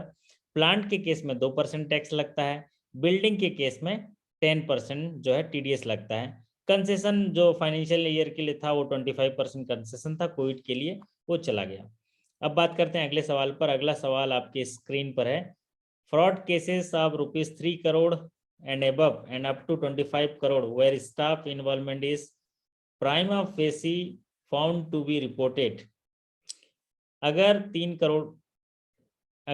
3 करोड़ से ज्यादा का और 25 करोड़ तक फ्रॉड है और स्टाफ इन्वॉल्व है तो उसकी रिपोर्टिंग होती है एंटी करप्शन। जहां भ्रष्टाचार आ गया एंटी करप्शन, और जहां स्टाफ शामिल नहीं है वहां पर क्या होगा, देखिए यहाँ पर क्या है, स्टाफ शामिल है तो एंटी करप्शन ब्यूरो पे आएगा, और जहां स्टाफ शामिल नहीं है इसी केस में तो वहां पर आएगा इकोनॉमिक्स विंग को जाता है, हो जाता है इकोनॉमिक्स विंग को जाता है। तो इसमें 3 करोड़ से ज़्यादा का है और 25 करोड़ तक है और स्टाफ जो है शामिल है प्राइमा फेसी, तो वहाँ पर सीबीआई के एंटी करप्शन ब्यूरो को जाता है। तो इसमें और अगला सवाल आपके स्क्रीन पर देखिए, अगर बैंक फ्रॉड से 25 करोड़ से लेकर 50 करोड़ तो वो रिपोर्ट किया जाएगा banking security and fraud cell of CBI, 25 crore से 50 करोड़ का, और 50 करोड़ से ऊपर किसको करना है, जॉइंट डायरेक्टर ऑफ सीबीआई। तो क्या होता है, 3 करोड़ से नीचे लोकल पुलिस को करते हैं, 3 करोड़ से ऊपर होता है तो 3 करोड़ से लेकर 25 करोड़ तक अगर स्टाफ शामिल है तो सीबीआई एंटी करप्शन ब्यूरो को जाता है। 3 करोड़ से ज़्यादा है, 25 करोड़ तक है और स्टाफ शामिल नहीं है तो इकोनॉमिक्स ऑफेंस विंग को जाता है, और 25 करोड़ से लेकर 50 करोड़ है तो banking security and fraud cell of CBI जाता है, और 50 करोड़ से ऊपर है तो जॉइंट डायरेक्टर को जाता है। अब यहाँ पर अगला सवाल देखिए, कैश शॉर्टेज फ्रॉड कहलाएंगे अगर वो कितने रुपए के होंगे, तो कैश शॉर्टेज फ्रॉड कहलाएंगे वो 10,000 रुपए से अगर अधिक हैं शॉर्टेज तो वो फ्रॉड में डिक्लेयर करे जाएंगे। सीधा सवाल अगर पूछा तो सीधा उत्तर दे दीजिएगा कि 10,000 रुपए से अगर ज़्यादा का अगर कैश शॉर्टेज आया तो वो फ्रॉड की श्रेणी में गिना जाएगा। Cases of cash shortage are more than how much rupees and cases shortage more than how much rupees is detected by management auditor shall be reported to local police. Local police का मतलब ये हुआ कि fraud declare जहां भी करते हैं वहां पर पुलिस में एफआईआर करनी होती है। तो अगर 10,000 रुपए से ज्यादा का कैश शॉर्टेज हुआ तो चाहे कैशियर बतावे चाहे ना बतावे फ्रॉड ही होगा, लेकिन जहां 5,000 से ज्यादा का कैश शॉर्टेज हुआ और कैशियर ने इन्फॉर्म कर दिया तो वो फ्रॉड नहीं होगा, लेकिन 5,000 से ज्यादा का कैश शॉर्टेज हुआ और वो चेकिंग में पकड़ा गया तो फ्रॉड होगा। ठीक है, 2 कंडीशन है, 10,000 से ऊपर है तो सीधे फ्रॉड होगा, 5,000 से ऊपर है कैशियर ने बता दिया तो फ्रॉड नहीं होगा, नेग्लिजेंस होगा। 5,000 से ज़्यादा का कैश शॉर्टेज है और चेकिंग में पकड़ा गया तो फ्रॉड होगा। ठीक है, चलिए अब बात करते हैं अगले सवाल पर। अगला सवाल है priority sector lending target for small and marginal farmer. तो प्रियॉरिटी सेक्टर लेंडिंग टारगेट बढ़ाया गया है स्मॉल एंड मार्जिनल फार्मर के लिए, वो है 10% ऑफ ANBC और CEOB व्हिचएवर इज हायर। तो इसको भी किस तरह से किया है, 31 मार्च 2021 को 8%, 22 को 9%, 23 को 9.5% और 24 को 10%, 4 कैटेगरी में है। तो प्रियॉरिटी सेक्टर में स्मॉल एंड मार्जिनल फार्मर के लिए जो टारगेट दिया गया है वो है 10% ऑफ ANBC। मार्च 21 में 8%, मार्च 22 में 9%, मार्च 23 में जो है 9.5% और मार्च 24 में जो है 10%, ये है। अब आते हैं priority sector lending target for small and marginal farmer. तो जो प्रियॉरिटी सेक्टर टारगेट है स्मॉल एंड मार्जिनल फार्मर का वो है 10% ऑफ ANBC, ये रहेगा, जिसमें आपको स्टेज वाइज मैंने बता दिया। अब आते हैं priority sector target for weaker section. Weaker section का टारगेट पूछा गया है कॉमर्शियल बैंक के लिए, शेड्यूल कॉमर्शियल बैंक के लिए वीकर सेक्शन का टारगेट है 12% ऑफ ANBC और COB व्हिचएवर इज हायर। और अगर यही जो टारगेट है अगर वीकर सेक्शन की RRB के लिए बोलें तो वो 15% है, और वही अगर कॉमर्शियल बैंक के लिए देखा जाए तो वो 12% है। तो 12% कैसे होता है, 2021 में 10%, 2022 में 11%, 2023 में 11.5% और 2024 में 12%। ठीक है, तो इस तरह का ये क्राइटेरिया है, और अगर ग्रामीण बैंक के लिए कहें तो 15%। अब बढ़ते हैं अगले सवाल पर। अगला सवाल आपकी स्क्रीन पर, as per new definition of MSME micro units किसे कहेंगे, जहां प्लांट मशीनरी में कितना इन्वेस्टमेंट हो, टर्नओवर कितना हो। तो एक माइक्रो यूनिट्स कहलाता है अगर प्लांट में इन्वेस्टमेंट 1 करोड़ का हो और उसका टर्नओवर 5 करोड़ का हो तो उसको बोलते हैं माइक्रो यूनिट, माइक्रो यूनिट कहते हैं। 1 करोड़ का इन्वेस्टमेंट है, 5 करोड़ का टर्नओवर है, उसको बोलेंगे माइक्रो। अब बात करते हैं आपका मीडियम इंटरप्राइजेस के बारे में पूछा गया। तो 3 तरह के इंटरप्राइजेस होते हैं। एक होता है माइक्रो, जहां इन्वेस्टमेंट 1 करोड़ हो, टर्नओवर 5 करोड़। एक होता है स्मॉल, जहां इन्वेस्टमेंट 10 करोड़ हो, टर्नओवर जो है 50 करोड़ हो। और एक होता है मीडियम, जहां पर इन्वेस्टमेंट 50 करोड़ हो और वहां पर टर्नओवर जो है 250 करोड़ हो। तो एज पर न्यू डेफिनेशन, एक मीडियम एंटरप्राइजेज उसका इन्वेस्टमेंट जो है 50 करोड़ होगा और उसमें टर्नओवर जो है 250 करोड़ होगा। अब बात करते हैं अगले सवाल पर। अगला सवाल आपके स्क्रीन पर यहाँ पूछा गया है, in terms of revised guideline issued in Departmental of Financial Services, overdraft limit to the Pradhan Mantri Jan Dhan Yojana account holder has been raised. How much age has been revised up to how much year? There will not be any condition attached for overdraft up to how much. तो यहाँ पूछा गया overdraft कितना दिया जाता है। तो overdraft limit जो है मैक्सिमम ओवरड्राफ्ट दिया जा सकता है 10,000। एज क्राइटेरिया जो है बोला गया, तो एक एज क्राइटेरिया जो है यहाँ पर इसको जो है बढ़ाया गया है। एज क्राइटेरिया 18 से 65 साल एज क्राइटेरिया। और यहाँ पर इसमें जो हसल फ्री ओवरड्राफ्ट जो है ये 2000 है। तो हसल फ्री ओवरड्राफ्ट जो है ये 2000 है। और मुझे तो ये भी डाउट हो रहा है इसमें 5 साल अभी बढ़ाया गया है। जरा मैंने किसी सेशंस में अभी ताज़ा बताया था, शायद देख लीजिएगा अभी थोड़ी देर बाद, तो मैं व्हाट्सएप में आपको बता दूंगा कि ये जो एज क्राइटेरिया है इसके लिए उत्तर बिहार के साथी हैं क्या कोई? जरा कुणाल जी या प्रमोद जी यहाँ पर टाइप करके बताइएगा कि ये जो प्रधानमंत्री के लिए इसके लिए जो एज लिमिट है इसको 5 साल की बढ़ोतरी किया है। शायद मैंने आपको नोट्स में लिखवाया था, ये तो मैं देख के आपको कर दूंगा। तो एज क्राइटेरिया जो है इसको थोड़ा सा रोक के रखिएगा। 10,000 पक्का है और 2,000 पक्का है। अब बात करते हैं क्राइटेरिया फॉर एक्सपोर्ट क्रेडिट। ये तो 40 करोड़ 40 करोड़ पर बारोवर है। क्राइटेरिया 40 करोड़ पर बारोवर 40 करोड़ पर बारोवर। ये जो अभी एक्सपोर्ट क्रेडिट का मैक्सिमम प्रियरिटी सेक्टर का हमने बात की थी कि प्रियरिटी सेक्टर में मैक्सिमम अगर एक्सपोर्ट क्रेडिट है तो कितना लोन होना चाहिए, वो है 40 करोड़। अब बात करते हैं loan to individual education. Education loan maximum priority sector का कितना होगा, वो है 20 लाख। तो कितना होगा 20 लाख। सीधा सवाल सीधा जवाब। एजुकेशन लोन प्रियरिटी सेक्टर में मैक्सिमम लोन कितना होगा 20 लाख, चाहे इंडिया में हो चाहे विदेश में हो। अब बात करते हैं loan for repair to damaging dwell units. अगर अपने घर के मरम्मत करने के लिए अगर कहीं पर रिपेयर एंड मेंटेनेंस के लिए लोन लेते हैं तो प्रियरिटी सेक्टर का हिस्सा होंगे।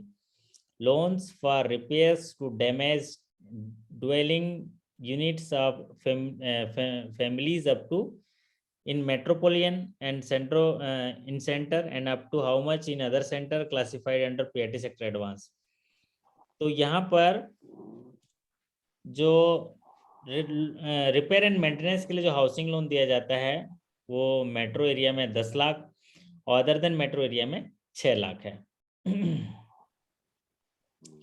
अब बात करते हैं banks loan to housing finance. जहां भी हाउसिंग फाइनेंस आया और इनडायरेक्ट लोन के लिए है हाउसिंग फाइनेंस के लिए, तो वहां पर ड्वेल यूनिट है उसका जो एग्रीगेट लोन लिमिट होगा वो 20 लाख। तो banks loans to housing finance companies for their refinance and for on lending for the purpose of purchase construction reconstruction individual dwelling unit slum clearance rehabilitation of slum dweller subject to an aggregate loan limit of ₹20 lakh. तो जहां भी housing finance आएगा 20 लाख और जहां पर other than housing finance जैसे government agency आएगा तो 10 लाख। अगला है ये रिन्यूएबल एनर्जी के लिए सवाल है कि banks loan up to limit how much rupees to the borrower for purpose like solar based power generator, biomass based power generator, wind mills, micro heddles,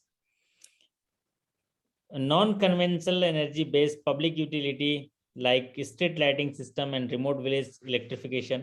तो उसके लिए कम्युनिटी लाइटिंग के लिए जो मैक्सिमम सीलिंग दिया गया है वो है 30 करोड़। और अगर इंडिविजुअल की बात करें तो ये 10 लाख होगा। कितना होगा 10 लाख। अब बात करते हैं यहाँ पर कि जो डिस्ट्रेस पर्सन है, जो फार्मर नहीं है, जो किसान नहीं है, वो डिस्ट्रेस पर्सन अगर किसी मनी लेंडर से लोन लिए लेते हैं और उनके लोन को चुकाने के लिए अगर हम लोन देते हैं तो कितने रुपए तक का वो लोन होगा जो प्रायोरिटी सेक्टर का हिस्सा होगा। तो लोन टू डिस्ट्रेस पर्सन, और ये वीकर सेक्शन का हिस्सा होगा। अगर कोई किसान नहीं है, उसके पास जमीन नहीं है और वो डिस्ट्रेस पर्सन है, तो वो बाहर से अगर लोन लिया है 1 लाख रुपए तक मनी लेंडर से और उसके लोन को चुकाने के लिए हम लोन देते हैं, तो वो कहलाएगा not exceeding up to 1 lakh. इसको बोलते हैं प्रायोरिटी सेक्टर का हिस्सा कहलाएगा। यस, तो इसमें देखिए 2 तरह की चीजें हैं। ये जो है अदर देन फार्मर है, कौन है? अदर देन फार्मर, और एक है फार्मर। तो जहां फार्मर की बात आती है तो वहां फर्म क्रेडिट में आ जाता है वो हिस्सा। और ये वाला जो सवाल आपकी स्क्रीन पर है, ये वीकर सेक्शन का क्वेश्चन है, वीकर सेक्शन का हिस्सा होता है। और जो एग्रीकल्चर में जो किसान है जो बाहर से लोन लिए रहते हैं मनी लेंडर से, उसको बोलते हैं फर्म क्रेडिट का हिस्सा होगा। और ये वाला जो है ये वीकर सेक्शन का हिस्सा है। No margin and no collateral, no margin and no collateral security required for agriculture loan up to how much rupees.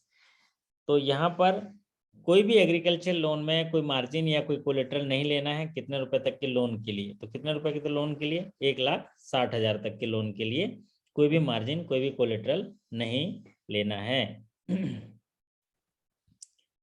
अब बात करते हैं अगले सवाल पर। अगला सवाल आपकी स्क्रीन पर है। In case of natural calamity the common thread to extend relief measure towards agriculture loan including rescheduling of loan by banks is that the crop loss asset should be how much rupees and more। बोला गया है अगर कोई प्राकृतिक आपदा आई है और आपके फसल को कितने रुपए, कितने % तक का नुकसान हो जाता है, तो आपको एक रिस्ट्रक्चरिंग का फायदा मिलेगा। तो वो है 33% से ज्यादा, 33% या उससे ज्यादा का अगर नुकसान होता है फसल को, तो ऐसे एग्रीकल्चर लोन को चुकाने के लिए उस किसान को जो है रिलीफ दिया जाता है। और वो रिलीफ जो है वो रीशेड्यूलिंग रिलीफ जो है वो रिस्ट्रक्चर करने के लिए मिलता है। तो आपको 33% आपको याद रखना है, 33%। अब आता है प्रीमियम क्या है। जो प्रधानमंत्री फसल बीमा योजना में प्रीमियम रेट्स क्या है। Premium rates for kharif rabi under प्रधानमंत्री फसल बीमा योजना, परसेंटेज ऑफ हाउ आप सम एश्योर्ड। तो खरीफ 2% है, रबी 1.50% है, एंड जो एनुअल क्रॉप है उनके लिए 5% है, उनके लिए 5% है। तो रबी 1.50%, खरीफ 2% और एनुअल क्रॉप जो है 5%। अब बात करते हैं maximum project cost per project by individual and group in agri clinic and agri business centre, है ना। तो maximum project cost by individual and group in agri clinic and agri business centre ₹20 lakh and ₹100 lakh. तो ₹20 lakh and ₹100 lakh जो है, एक individual का अगर बोलें तो प्रोजेक्ट कास्ट 20 लाख है, और एक अगर ग्रुप में बोलें तो वो 1 करोड़ है। तो maximum project cost for individual is 20 lakh और maximum project cost for group is 1 crore. और अगर मान लीजिए वो कोई एक्सट्रीमली सक्सेसफुल पर्सन है तो वहां पर 25 लाख है।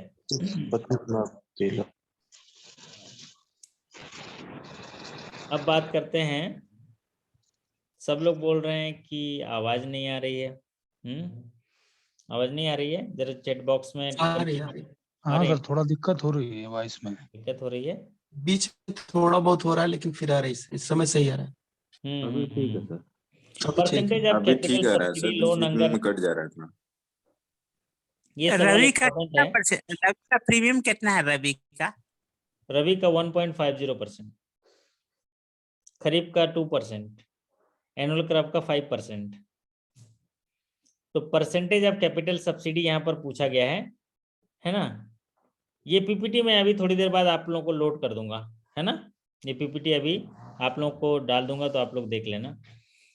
Percentage of capital subsidy for loan under agriculture clinic and business centre, वो है स्पेशल जो कैटेगरी है उनके लिए 44% और नॉर्मल कैटेगरी के लिए 36% ऑफ प्रोजेक्ट कास्ट है।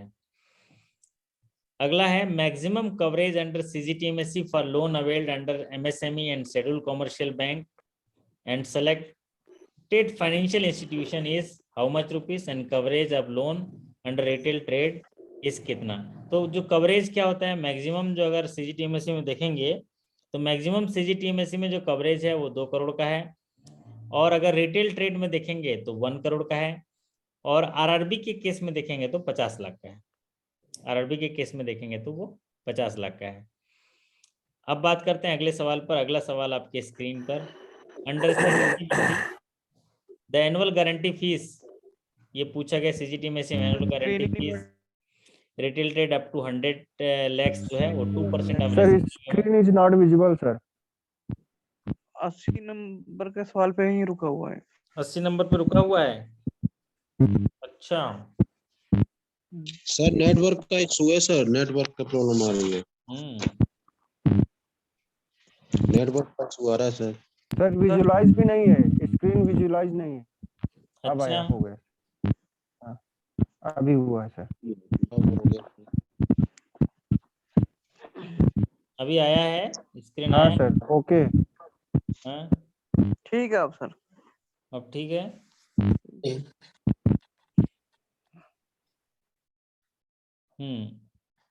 अब बताइए, अब ठीक है। The lock in period in CGTMSE पूछ रहा है, ये तो हम लोग पढ़ चुके हैं 18 महीना लॉक इन पीरियड CGTMSE का, है ना, 18 महीना। फिर आता है क्लासिफिकेशन ऑफ शिशु किशोर तरुण।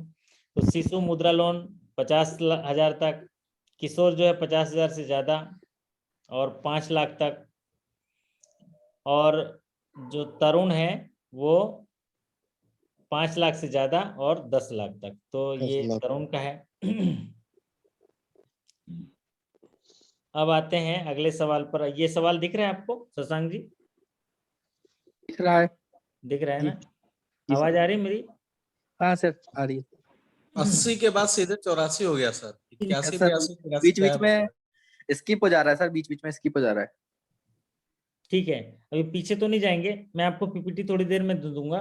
5 मिनट और साथ में रहिए, 16 सवाल देख लीजिए। ठीक है? अरे सर वो लास्ट तक रहेंगे सर, लाइफ टाइम रहेंगे। ठीक है, तो एटलीस्ट इसमें पूछा गया है कि जो प्रधानमंत्री मुद्रा योजना में 3 कैटेगरी होते हैं। एक शिशु जिसको 50,000 तक, फिर जो किशोर है उसको 50,000 से ज्यादा और 5 लाख तक, और जो तरुण है 5 लाख से ज्यादा और 10 लाख तक। तो इसमें कहा गया है कि कितने % जो है क्रेडिट फ्लो जो है प्रधानमंत्री मुद्रा योजना में शिशु कैटेगरी में होना चाहिए। अगर आप 100 लोगों को लोन दे रहे हैं तो उसमें 60% जो है मुद्रा योजना जो माइक्रो जो यूनिट्स है वो शिशु कैटेगरी में होना चाहिए। तो जो शिशु कैटेगरी को जो परसेंटेज दिया गया है वो 60%, मतलब ज्यादातर लोग जो 50,000 से कम उनको जो लोन दिया जाए उसका मकसद ये है, 50,000 से कम। अब बात करते हैं income ceiling for EWS and LIG।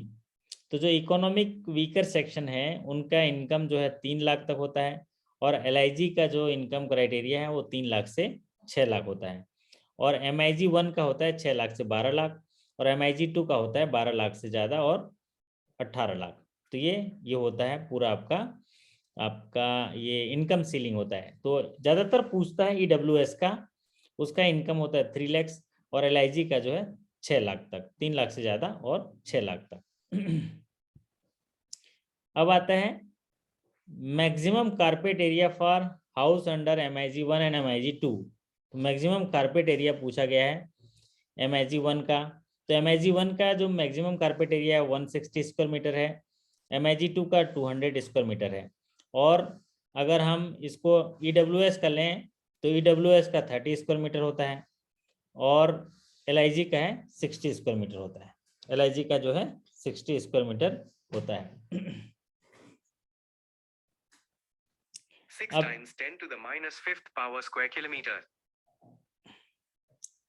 अब आते हैं margin in education loan. Margin in education loan, तो एजुकेशन लोन में 4 लाख रुपए तक कोई मार्जिन नहीं, 4 लाख से ज़्यादा अगर इंडिया में स्टडी कर रहे हैं तो 5%, इंडिया के बाहर स्टडी कर रहे हैं तो 15%। तो ये दो चीज़ें हैं मार्जिन से जुड़ा हुआ। अगर एजुकेशन लोन है तो 4 लाख तक कोई मार्जिन नहीं, कोई कोलेटरल नहीं। 4 लाख से ऊपर है तो मार्जिन 5%, और 7.5 लाख तक वो थर्ड पार्टी गारंटी। और अगर इंडिया में लोन ले रहे हैं तो मार्जिन 5% होगा 4 लाख से ऊपर, और विदेश में लोन ले रहे हैं तो मार्जिन होगा 15%। और जो कोलेटरल सिक्योरिटी होता है 4 लाख तक तो कोई सिक्योरिटी नहीं लेना है, 4 लाख से 7.5 लाख तक थर्ड पार्टी गारंटी चलेगा, और 7.5 लाख से ऊपर होता है तो वो आपको क्या गारंटी लेनी पड़ेगी, कोलेटरल सिक्योरिटी लेनी पड़ेगी। अब आते हैं मोरेटोरियम पीरियड का जो इंटरेस्ट लगता है एजुकेशन लोन में, वो वीकर सेक्शन के स्टूडेंट लोगों को वो पूरा 100% मोरेटोरियम में जो इंटरेस्ट है उसको छूट दे दी जाती है। उसके लिए पेरेंटल इनकम कितना होना चाहिए? तो moratorium period interest subvention under education loan available to student economically weaker section having annual family income limit of 4,50,000। तो 4,50,000 उनका इनकम है अगर उनके पेरेंटल इनकम, तो उनको जो है 100% इंटरेस्ट जो है फ्री मिल जाएगा। अब आते हैं पढ़ो परदेश। पढ़ो परदेश के तहत जो माइनॉरिटी कम्युनिटी के होते हैं, उन मुस्लिम जो होते हैं उन्हें क्या है विदेश में हायर एजुकेशन या जो मास्टर डिग्री के लिए उनको एजुकेशन लोन दिया जाता है। तो उसमें जो मोरेटोरियम पीरियड है, इंटायर मोरेटोरियम पीरियड का सब्सिडी जो है वो छूट मिल जाती है, उस सब्सिडी इंटरेस्ट सब्सिडी मिल जाती है। उसमें इनकम होना चाहिए उनके पेरेंट का, वो है 6 लाख। वो कितना होना? 6 lakh.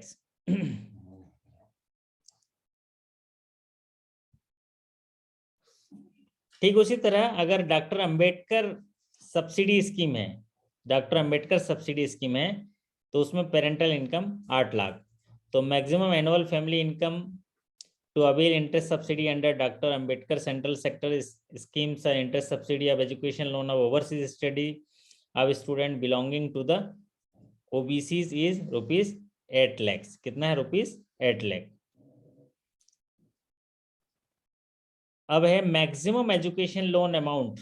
Maximum education loan amount eligible for coverage under credit guarantee scheme of education loan. जो मैक्सिमम एजुकेशन लोन में क्रेडिट गारंटी एनसीजीटीसी के तहत है, तो उसका अमाउंट है ₹7,50,000। वह ₹7,50,000। 7.5 लाख रुपए तक का जो लोन है मैक्सिमम लोन, इस स्कीम में एनसीजीटीसी जो क्रेडिट गारंटी स्कीम के तहत उसको एलिजिबल होते हैं। और इसमें जो एनुअल गारंटी फीस होता है, the annual guarantee fees under credit guarantee schemes for education loan is and the same is borne by bank।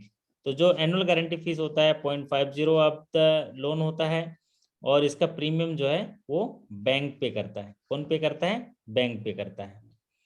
अब बात करते हैं extent of guarantee cover under credit guarantee scheme for education loan.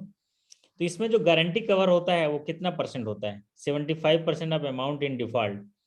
जैसे CGTMSC में भी आप देखे होंगे कि मान लीजिए 2 करोड़ का लोन है तो गारंटी कवरेज 1.5 करोड़ होगा, 75% होगा। ठीक उसी तरह इसमें भी है 75% ऑफ अमाउंट इन डिफॉल्ट। जितना अमाउंट में डिफॉल्ट है उसका 75% मिलेगा। अब आते हैं maximum amount of loan under DRI. तो डिफरेंशियल रेट ऑफ इंटरेस्ट के अंदर जो मैक्सिमम लोन होता है वो 15,000 होता है सामान्य के लिए, लेकिन अगर ST SC हैं और घर बनाना चाह रहे हैं तो उनको 5,000 रुपये एक्स्ट्रा, वो है 20,000 मैक्सिमम। तो सामान्यतः 15,000 कोई छोटा मोटा व्यापार करने के लिए, और अगर घर बनाना चाहते हैं तो वो 20,000 इन केस ऑफ ST SC। अब बात करते हैं अगले सवाल पर। अगला सवाल आपके स्क्रीन पर है। Second loan under PMEGP can be provided to existing unit up to maximum project cost. PMEGP loan पहला पटा देता है, उसके बाद उसको सेकंड लोन दिया जाता है। तो मैन्युफैक्चरिंग के लिए मैक्सिमम 1 करोड़ और सर्विस सेक्टर के लिए मैक्सिमम 25 लाख। तो ये सेकंड PMEGP लोन है, और इसमें सब्सिडी भी मिलती है, सब्सिडी भी ज़्यादा मिलती है। सब्सिडी जो है 1 करोड़ की जो मैन्युफैक्चरिंग है उसमें 20% की सब्सिडी मिलती है, और पीएमईजीपी सेकंड लोन में सर्विस सेक्टर में मैक्सिमम प्रोजेक्ट का 25 लाख और मैन्युफैक्चरिंग में 1 करोड़ है। अब बात करते हैं मैक्सिमम सब्सिडी इन सेकंड जो लोन होता है पीएमईजीपी में, वो मैक्सिमम कितना होता है 20% for hilly area north eastern और 15% फॉर अदर। तो समझ लीजिए 1 करोड़ का अगर लोन है तो 20 लाख रुपए जो है सब्सिडी होता है। कितना होता है 20 लाख रुपए सब्सिडी होता है। अब बढ़ते हैं अगले सवाल की और अगला सवाल देखिए, यहाँ पर पूछा गया है कि number of members in SHG. तो नंबर ऑफ मेंबर कितने होंगे 10 से 20 होते हैं एसएचजी में, और डिफिकल्ट एरिया के लिए 5 होते हैं। डिजेबल पर्सन अगर हैं तो वहाँ पर 5 होंगे। तो नंबर ऑफ एसएचजी है, ये सामान्य सा सवाल है। रिवॉल्विंग फंड की बात करें तो रिवॉल्विंग फंड जो है वो एनआरएलएम में कितना मिलता है। तो रिवॉल्विंग फंड की जो राशि है वो ₹10,000 टू ए मैक्सिमम 15,000। तो रिवॉल्विंग फंड कब मिलता है, एक समूह बनाया गया हो, उसको 3 महीना पुराना हो, पंचसूत्र का पालन करता हो और regular meeting, regular saving, regular lending, regular internal recovery, regular accounting करता हो, तो उसको रिवॉल्विंग फंड मिलता है और उसका रजिस्ट्रेशन भी कराता है वो, तो उसको 10,000 से लेके 15,000 का एक रिवॉल्विंग फंड असिस्टेंट मिलता है। अब बात करते हैं अगले सवाल पर। अगला सवाल आज के सेशंस के लिए ये अंतिम सवाल होगा। इसके बाद फिर मैं कुछ सवाल थोड़ी देर बाद मैं आपको आपके जो पीडीएफ के माध्यम से आपको, हालांकि पीडीएफ के माध्यम से वहाँ भी अपलोड कर दूंगा आपके लॉगिन सेक्शन में भी, और आप लोग को तुरंत मिल जा करके व्हाट्सएप में भी ग्रुप में दे दूंगा। तो minimum amount of loan under NRLM, तो एनआरएलएम में जो मिनिमम लोन सैंक्शन होगा वो कितने का होगा 6 लाख का होगा फॉर 3 ईयर्स। तो इसमें डोजेस के हिसाब से होते हैं, first year 1 lakh, second year 2 lakh, 3 year जो है 6 लाख और 4 ईयर के बाद अबव 6 लाख। कई साथी पूछते हैं कि सर मैक्सिमम कितना है, तो मैक्सिमम का ऐसा कोई सीलिंग नहीं दिया है पॉलिसी में। हाँ, एक सीलिंग जरूर दिया है कि विदाउट कोलेटरल सिक्योरिटी कितना लोन दे सकते हैं। तो विदाउट कोलेटरल सिक्योरिटी दे सकते हैं वो है मैक्सिमम 20 लाख, चाहे वो शहर का एसएचजी हो, गांव का एसएचजी हो, एनआरएलएम हो या कोई भी अदर एसएचजी हो, वुमेन हो, पुरुष हो, उसमें 20 लाख तक का कोलेटरल सिक्योरिटी के फ्री में लोन दे सकते हैं। तो ये थे 100 सवाल। बहुत सारी बाधाएं थी, फिर भी 100 सवाल हम कर पाए। ये तब तो सर मिनिमम 1 लाख हुआ सर। शहरी में सर 10 ही लाख है सर। क्या क्या शहरी में सर 10 ही लाख है सर लिमिट। नहीं बढ़ा दिया है, बढ़ गया। कोलेटरल फ्री लोन 20 लाख कर दिया है ना। कोलेटरल फ्री पहले 10 लाख था, अब उसको बढ़ा दिया। ठीक है सर, मिनिमम अगर पूछेंगे एनआरएलएम में तो सर 1 लाख लिखेंगे या 6 लाख? मिनिमम 6 लाख सैंक्शन देना ही देना है। वो डिसबर्समेंट है 1 लाख, लेकिन पॉलिसी में क्लियर बोला है कि समूह का हौसला अफजाई करने के लिए उनके हाथ में सैंक्शन लेटर 6 लाख का दोगे, मतलब उनको एक दूर दृष्टि आप दिखाओगे कि देखो आप ये सीक्वेंस में चलोगे तो आपको 6 लाख रुपए मिलेगा। ठीक है, तो जो सफल होना चाहते हैं वो संघर्ष की, आज बहुत सारी चुनौतियां थी। बढ़ा देना चाहिए था सर 50 क्वेश्चन और। हेलो सर, जितनी सारी चुनौतियां थी और इतनी सारी चुनौतियों के बावजूद भी जो संघर्ष हमने किया वो हमें बहुत ही ज्यादा जो है असरकारिक दिखाएगा और औसत से बहुत ज्यादा आगे ले जाएगा, क्योंकि बिना चुनौतियों के आप औसत ही सफलता हासिल करेंगे, है ना। 300 क्वेश्चन का हम लोग वेट कर रहे थे सर। हाँ, 300 क्वेश्चन अभी मिलेगा, लेकिन वीडियो के माध्यम से नहीं। आप शायद वीडियो सेशन शुरू होने के पहले आप नहीं थे, अदरवाइज आप 50 क्वेश्चन ही आज मिलने वाले थे। तो हमारे ये सुंदर सुंदर चेहरे वाले जो साथी हैं, इनके अनुरोध से मैं 100 क्वेश्चन लेकर आया। तो आज 300 क्वेश्चन जो शेड्यूल्ड था वो 150 क्वेश्चन आपको वीडियो के माध्यम से मिला। वैसे तो मैं 365 दिन पढ़ाने में बिलीव करता हूँ और 365 डेज पढ़ाता हूँ। जो साथी एक साल शंकर महाराज डेली आ जाया करिए सर, डेली आ जाया करिए। हमारे शंकर महाराज की जय हो। हैं आप कहाँ चले गए थे? देखो सब डिस्टर्ब हो गया था सेशन, है आप एक नींद मार के आ गए। नहीं सर, अब सब सुन रहे थे, हम बोलते नहीं है सर, सुन रहे थे सब कुछ। I appreciate you. चले गए जो साथी हमको समझते हैं, हमको जानते हैं, वो ध्यान पूर्वक सुनते रहते हैं, हमारे साथ बने रहते हैं। आप सभी बहुत अच्छे हो। और डेली 100 क्वेश्चन कर दिया करिए सर, ऐसे ही तो अच्छा हो जाएगा हमारा। सर जनधन योजना में एज वाला क्लियर कर दीजिएगा। आप क्या नाम है आपका? जनधन में एज 18 से 60 है। डेली तो 100 क्वेश्चन करता हूँ ना शिव महाराज, शंकर महाराज, बताइए जरा। जी सर, जी सर, सुबह पर डे हो 50 रहा जी, हो क्वेश्चन रहा देता सर। हूँ, सुबह 50 क्वेश्चन देता हूँ, शाम को 50 क्वेश्चन देता हूँ, फिर एक तो लाइव सेशन करता हूँ। मेरे को लग रहा है ज्यादा ही क्वेश्चन दे दिए, है ना? सर जनधन योजना में एज का क्लियर करने को कहा था आपने। 65 है। हाँ, प्रधानमंत्री जन धन योजना में कितना है? 18 से 65 ही 65 है। है सर। और 18 एनपीएस से में बढ़ाया 65 है, वो एनपीएस में बढ़ा दिया है ना? 70 एनपीएस कर में दिया सर। 65 बढ़ा दिया, ठीक है। तो वो कंफ्यूजन हो गया था, अच्छा किया आपने बताया। तो आइए मेरे साथ प्रार्थना करिए। आपके कल के प्रमोशन एग्जाम के लिए मैं प्रार्थना कर देता हूँ भगवान से, कि मुझे ऐसा लगता है कि मेरे आसपास ही भगवान रहते हैं। मैंने कई बार अनुभव भी किया है, तो इसीलिए मुझे इतना सामर्थ्य दिया है। तो मैं चाहता हूँ कि वो अगर आसपास होंगे हमारे, और मुझे ज़रूर विश्वास है कि मेरे आसपास हैं, तो मैं उनसे प्रार्थना करूँगा सच्चे मन से, पवित्र मन से। अपनी आंखें थोड़ी सी बंद रख दीजिए और मेरे साथ विजुलाइज कीजिए, और मेरे साथ जो है मन में दोहराइए उन चीज़ों को, और प्रार्थना करने के लिए मेरे साथ आइए। अपने भगवान, इष्ट देव, जिसे आप अपना मानते हैं, जिस पर आप भरोसा करते हैं, उनको मन में याद करिए, और सच्चे मन से पवित्र भावना के साथ आप मेरे साथ दोहराइए कि हे भगवान, आपका कोटि कोटि धन्यवाद। हे भगवान, आपका कोटि कोटि धन्यवाद। मैं धन्यवाद करता हूं आपका कि आज आप मुझे इस मुकाम पर लाए, और मेरे साथ आप सदा ही आशीर्वाद देते रहे।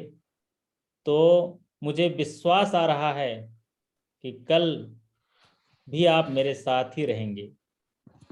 मैं देख पा रहा हूँ कि अभी जिस वक्त हमारे ये सारे भाई पढ़ रहे हैं और हम लोग यहाँ पर शिक्षा ग्रहण कर रहे हैं, तो मैं पूरी तरह से अनुभव कर पा रहा हूँ कि आप भी हमारे साथ हैं।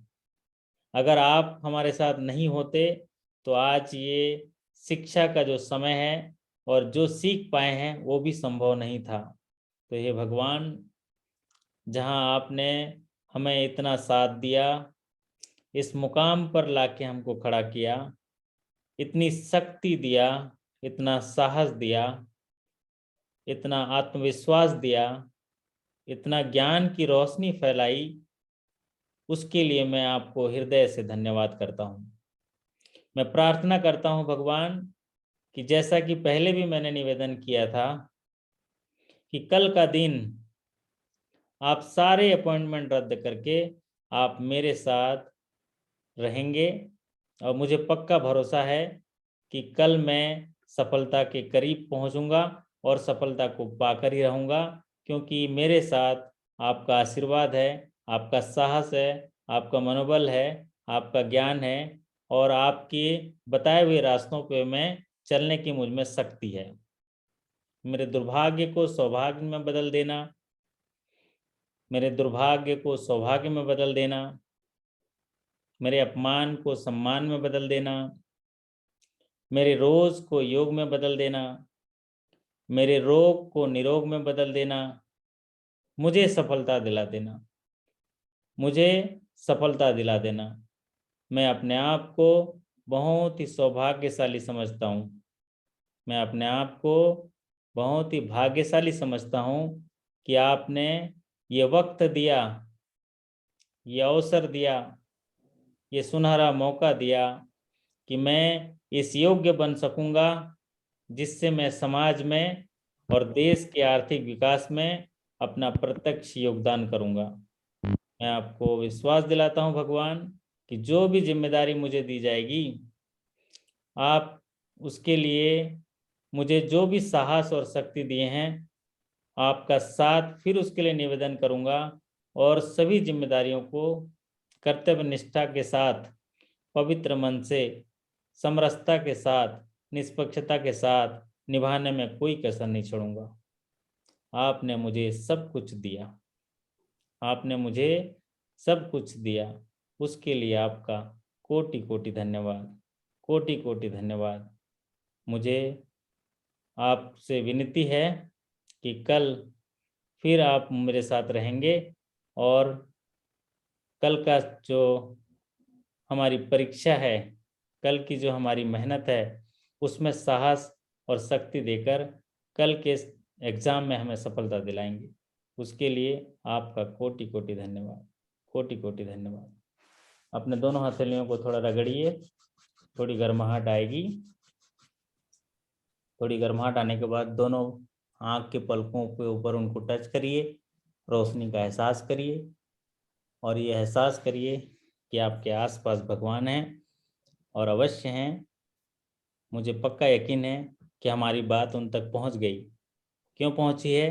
क्योंकि हम सच्चे मन से, पवित्र मन से प्रार्थना किए हैं और मुझे पक्का भरोसा है कि जीत आप ही की होगी, क्योंकि जिस तरह से आप पढ़े हैं, जिस तरह से आप तैयारी किए हैं, आपको सिर्फ सवालों का सामना करना है और अगर भगवान को जैसा हमने विनती किया है उसे कल अपने साथ हम लेके जाएंगे तो सारे सवालों का उत्तर भगवान ही देंगे। और जो भी चीज़ें की जा रही हैं वो आपकी भलाई के लिए और इस समाज के कल्याण के लिए की जा रही हैं और निश्चित तौर से आप उसके हकदार हैं, क्योंकि जो जिम्मेदारी आपको इस समाज में दी गई है, इस बैंकिंग इंडस्ट्री में दी गई है, वो वाकई में बहुत ही कठिन जिम्मेदारी है और ये जिम्मेदारी हम तभी निर्वाह कर पाएंगे जब भगवान का आशीर्वाद, उनकी शक्ति, उनकी ऊर्जा, उनका एहसास और उनका विश्वास हमें मिल पाएगा। आप सभी का बहुत बहुत धन्यवाद। अगर कोई आपके मन में डाउट हो तो पूछ सकते हैं। 5 मिनट आपके साथ हैं, फिर उसके बाद ये सेशन समाप्त करेंगे। सर कल SBI का कल SBI का एग्जाम है सतीश जी? एग्जाम नहीं है सर, 21 तारीख को है सर। SBI 21 को। बहुत बढ़िया। अभी बैंक में है सतीश जी? हाँ जी सर।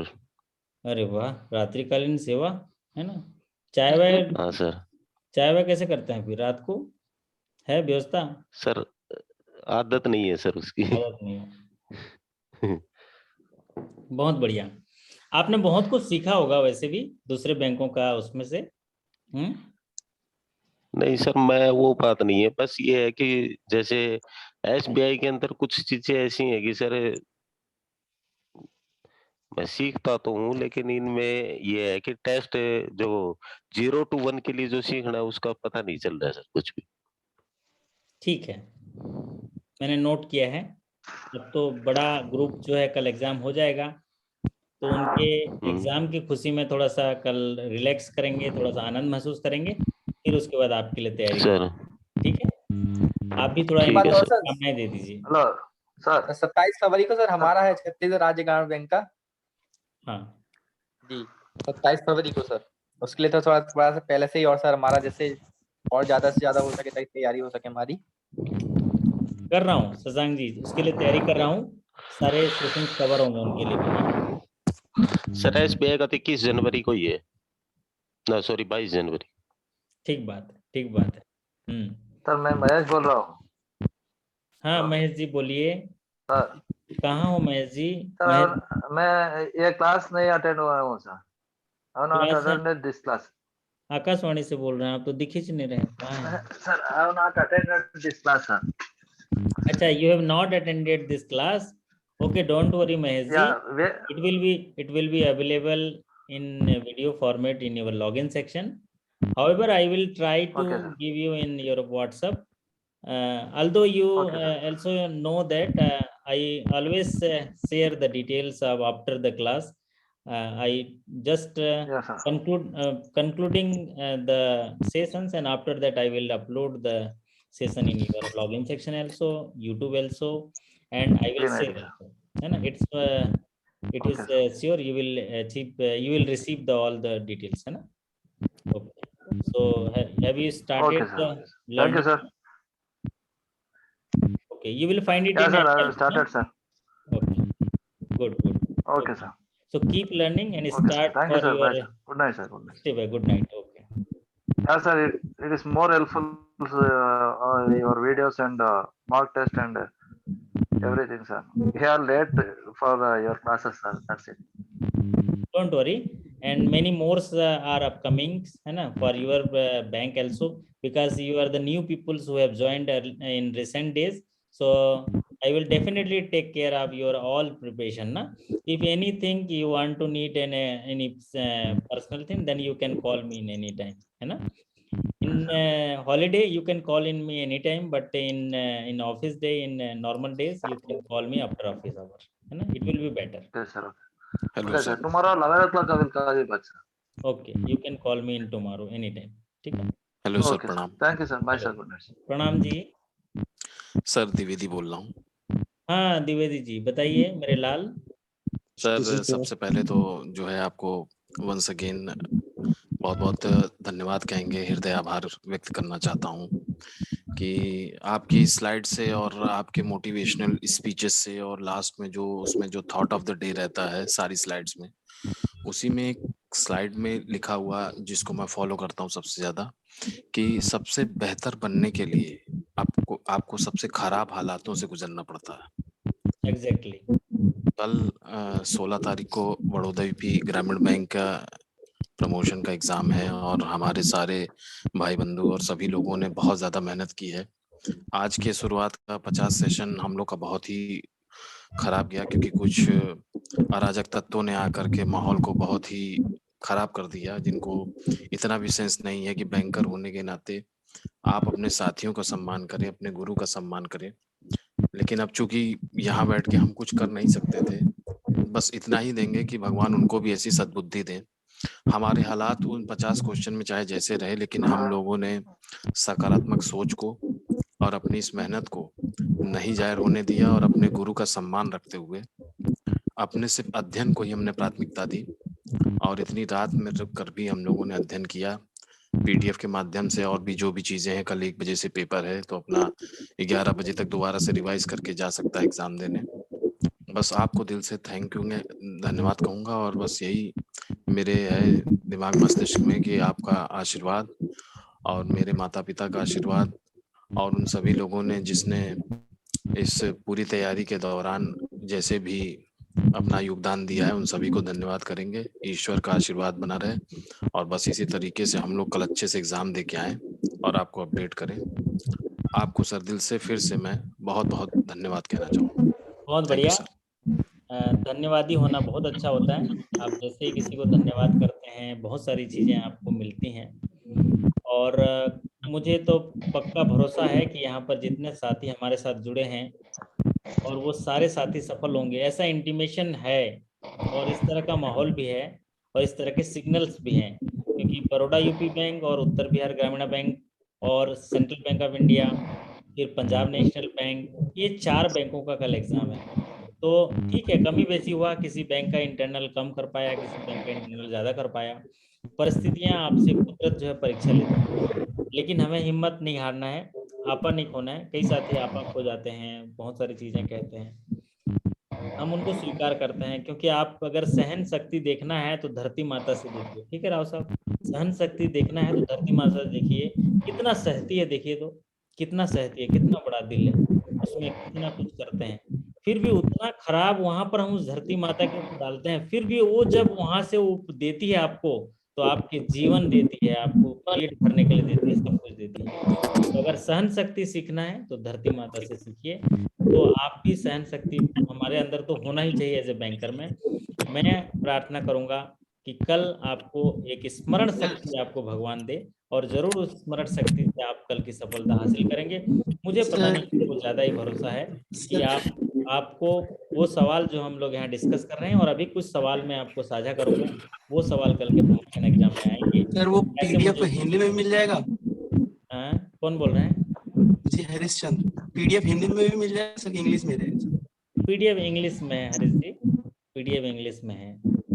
आप शायद कुछ साथी जो है ना, वो उसमें एक सॉफ्टवेयर अपलोड किए हैं, उनका स्क्रीन ओपन होते ही वो ऑटो हिंदी कर लेता है, ऐसा कुछ बता रहे थे, बट मैं उसको देख नहीं पाया हूँ।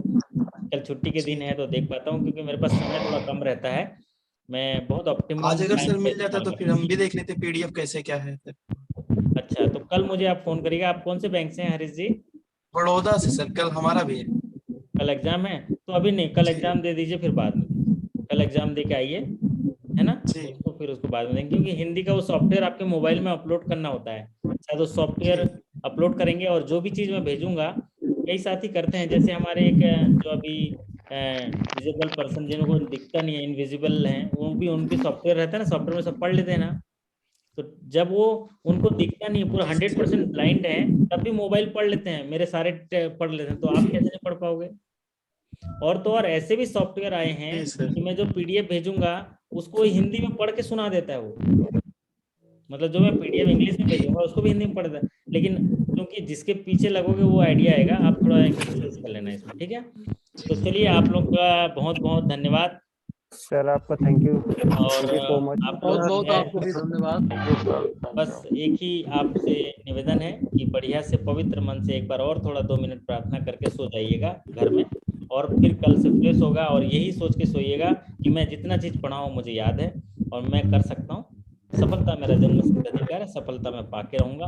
फिर हम लोग जब आप कल आ जाएंगे एग्जाम देके, तो फिर कल हम लोग लाइव मिलेंगे, और कल जो मिलेंगे हम लोग यूट्यूब पर मिलेंगे, मतलब है रहेगा जूम पे लाइव रहेंगे, और वो यूट्यूब पर भी रहेगा, ताकि हम लोग सीधे आप लोगों से चर्चा कर पाएंगे। तो आप सभी के सफलता और सकुशलता के लिए, और खास करके कुंदन जी ने बहुत सारी चीजें लिखी हैं, बहुत बहुत धन्यवाद, क्या क्या लिखे हैं कुंदन जी ने, इसके लिए भी आपको बधाई देता हूँ बहुत सारा। कुंदन जी, कोटि कोटि प्रणाम, आपका आशीर्वाद बना रहे, जरूर मेरा पूरा साथ और सब चीज बना रहेगा। तो आपसे विदा लेता हूँ, आप सभी की सकुशलता और सफलता की एक बार कामना करता हूँ, और आपसे विदा लेता हूँ। फिर मुलाकात करेंगे कल आपके एग्जाम के बाद, तब तक के लिए आपका धन्यवाद, thank you so much, good night.